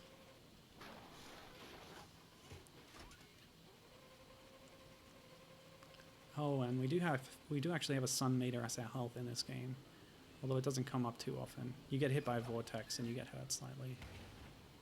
Oh, that's right. I remember now. We actually have to knock the vortex onto the button, and I think that last one did it. So yeah, that's how you get past that bridge. They're all color-coded if you can make it out. Bit easy to make out on the bottom screen, actually.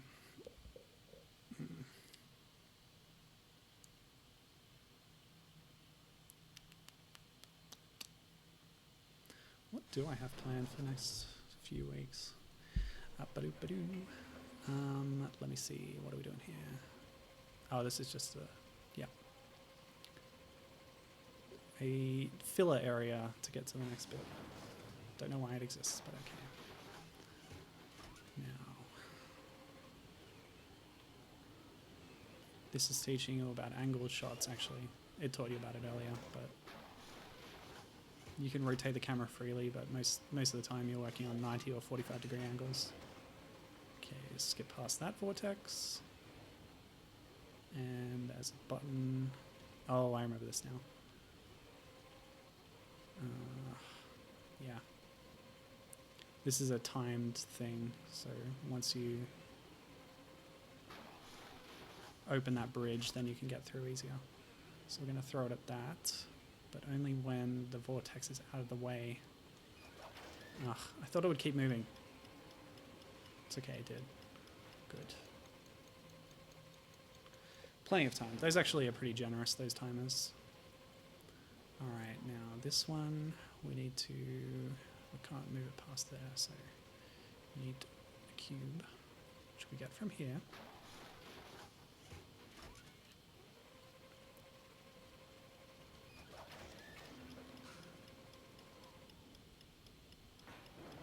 Ah, that's right.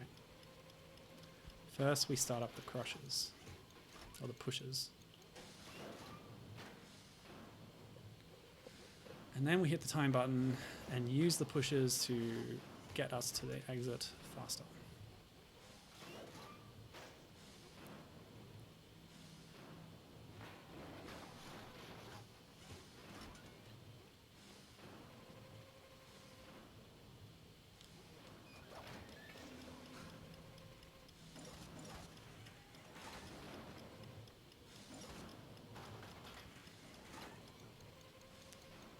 Yeah. Yeah, I agree, Gibbon. This is a neat little puzzle game. I was really impressed by it. I just watched the movie and then, as I want to do, I start thinking, I wonder if this has a tie-in game. And sometimes tie-in games aren't worth bothering with, but I think this one's really well done.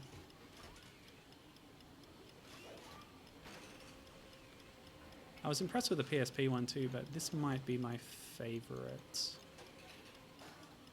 of the different versions. Just because it has some, artistic style that it's going for, And because of, like I said before, the more, what's the word I used? Like the way the puzzle mechanics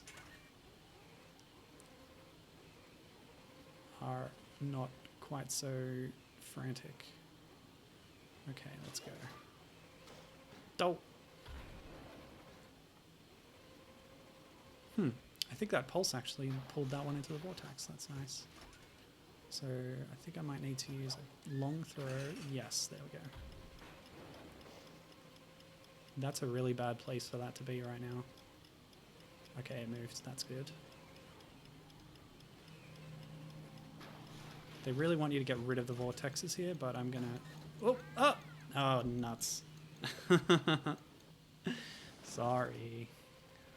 I really need to get to Eve quickly.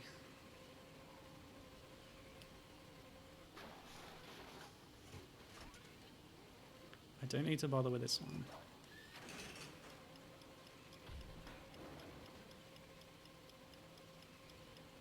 But I might want to deal with this one.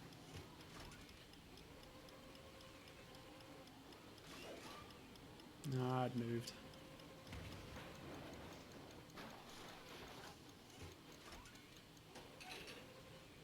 Oh no. Oh, maybe I can knock it into that switch. Uh-oh. I didn't. Well, now what do I do? Now I just have to do this. Go back over there.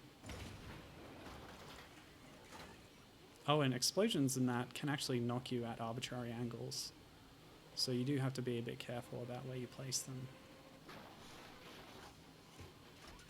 Since the world and objects are laid out on kind of a grid. Okay. Out of the way, buddy. Thank you. And it's very easy to fall off one of these edges if you're not careful. Okay.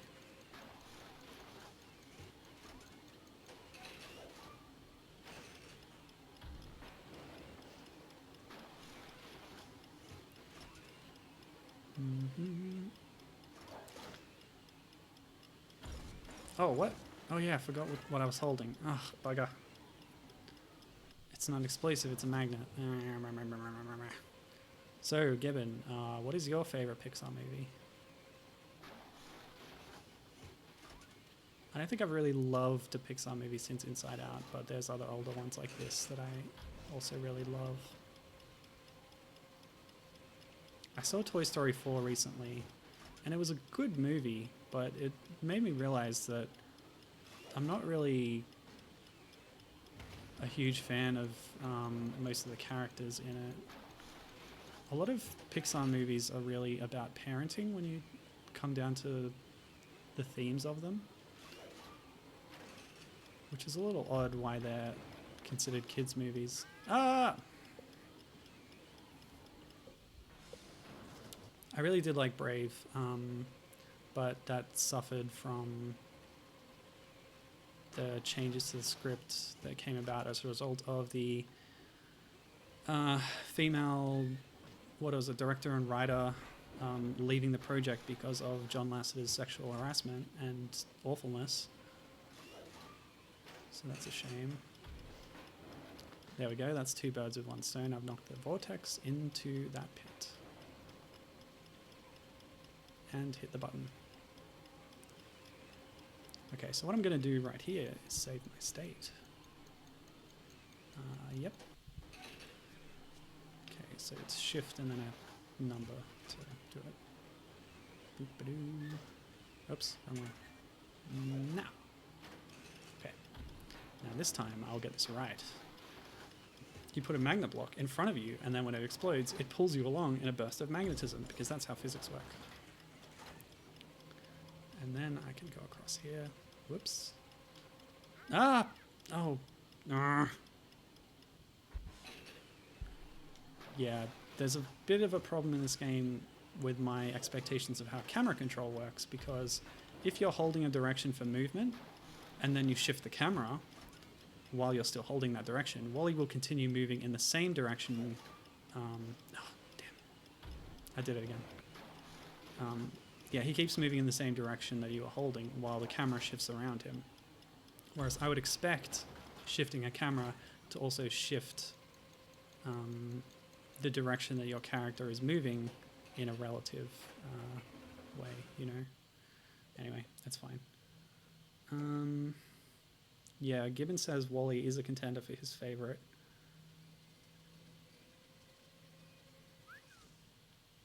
The Pixar films were pretty much the only thing that him and his ex-wife had to sit down and argue over who got what. So you both love them. Oh, okay. Gibbon's knee-jerk response is the first Incredibles. I hate to say it, but that one really left me cold, but that's fine. Like, you are perfectly entitled to love what you love. I'm not a huge fan of The Incredibles, but that's cool. And Tanya's saying, you know what's a great movie? The Muppet movie. Totally. Disney really hasn't done much with the Muppets, but I assume you're talking about the first Muppet movie. And yeah, that's a cool movie. It's got some weird 70s stuff in it. But it's a fun thing. All right. So this is it. We've met Eve, and Wall-E has become enamored of her. But now we get to actually play as her. Woohoo! And we'll get to see what that's like in the DS version. Okay. Oops, yep, cool. So we don't have shooting, we just have speeding up and slowing down. These levels are on a timer, but I don't think you're really in much danger of failing from time loss. I also have a health bar that does not regenerate in this version. If we ran into things, we'll lose some of that. Yeah. But you know what this really reminds me of? So the licensed game for Star Wars Episode 3, Revenge of the Sith, is a belt-scrolling beat-em-up, but then at least on the GBA and the DS. But the DS version adds extra ship flying levels in between, and this is kind of what they're like. You fly through a city and it's just going up and down and avoiding buildings and just going through gaps, and it controls pretty similarly. So there you go, there's my take. This is just like Star Wars Episode 3. Oh, and it's got the Ben Burt connection. There you go. There's actually a fun story. After Revenge of the Sith, which Ben Burt worked on extensively, doing a lot of the sound effects, of course, as he's done for all the Star Wars movies, up to a certain point. Especially the older ones. Just think about it that way. And he's responsible for all those iconic sounds of lightsabers and blasters and TIE fighters and so on. But yeah, what he was quoted as saying after Revenge of the Sith, I never want to work on a robot movie again. But then Pixar comes up to him and says, hey, check out this robot movie. And he was actually intrigued. And they gave him the part as the lead character even for the vocalizations. But he did all the sound effects for it as well that are involved. And he was on board and apparently recorded as much as twice as many sound effects as he had for any other Star Wars movies. So he wasn't done with robot movies after all. So that was Eve in the DS version.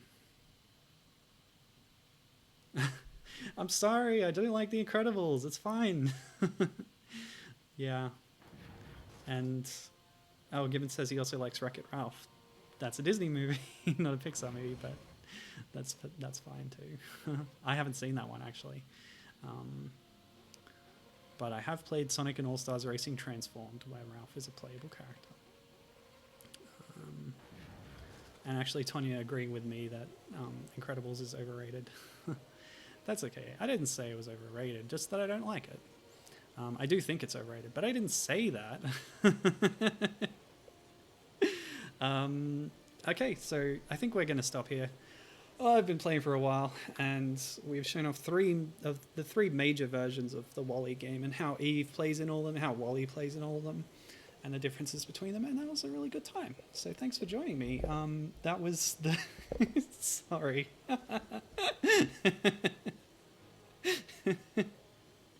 Yes, Pixar's made a lot of good movies, but people have different tastes. And yeah. So WALL-E, great movie. Pretty good games too. Thanks for joining me, and we'll be back next week with more robot games or Mega Man adjacent games. So see you then. Bye-bye. Bye-bye.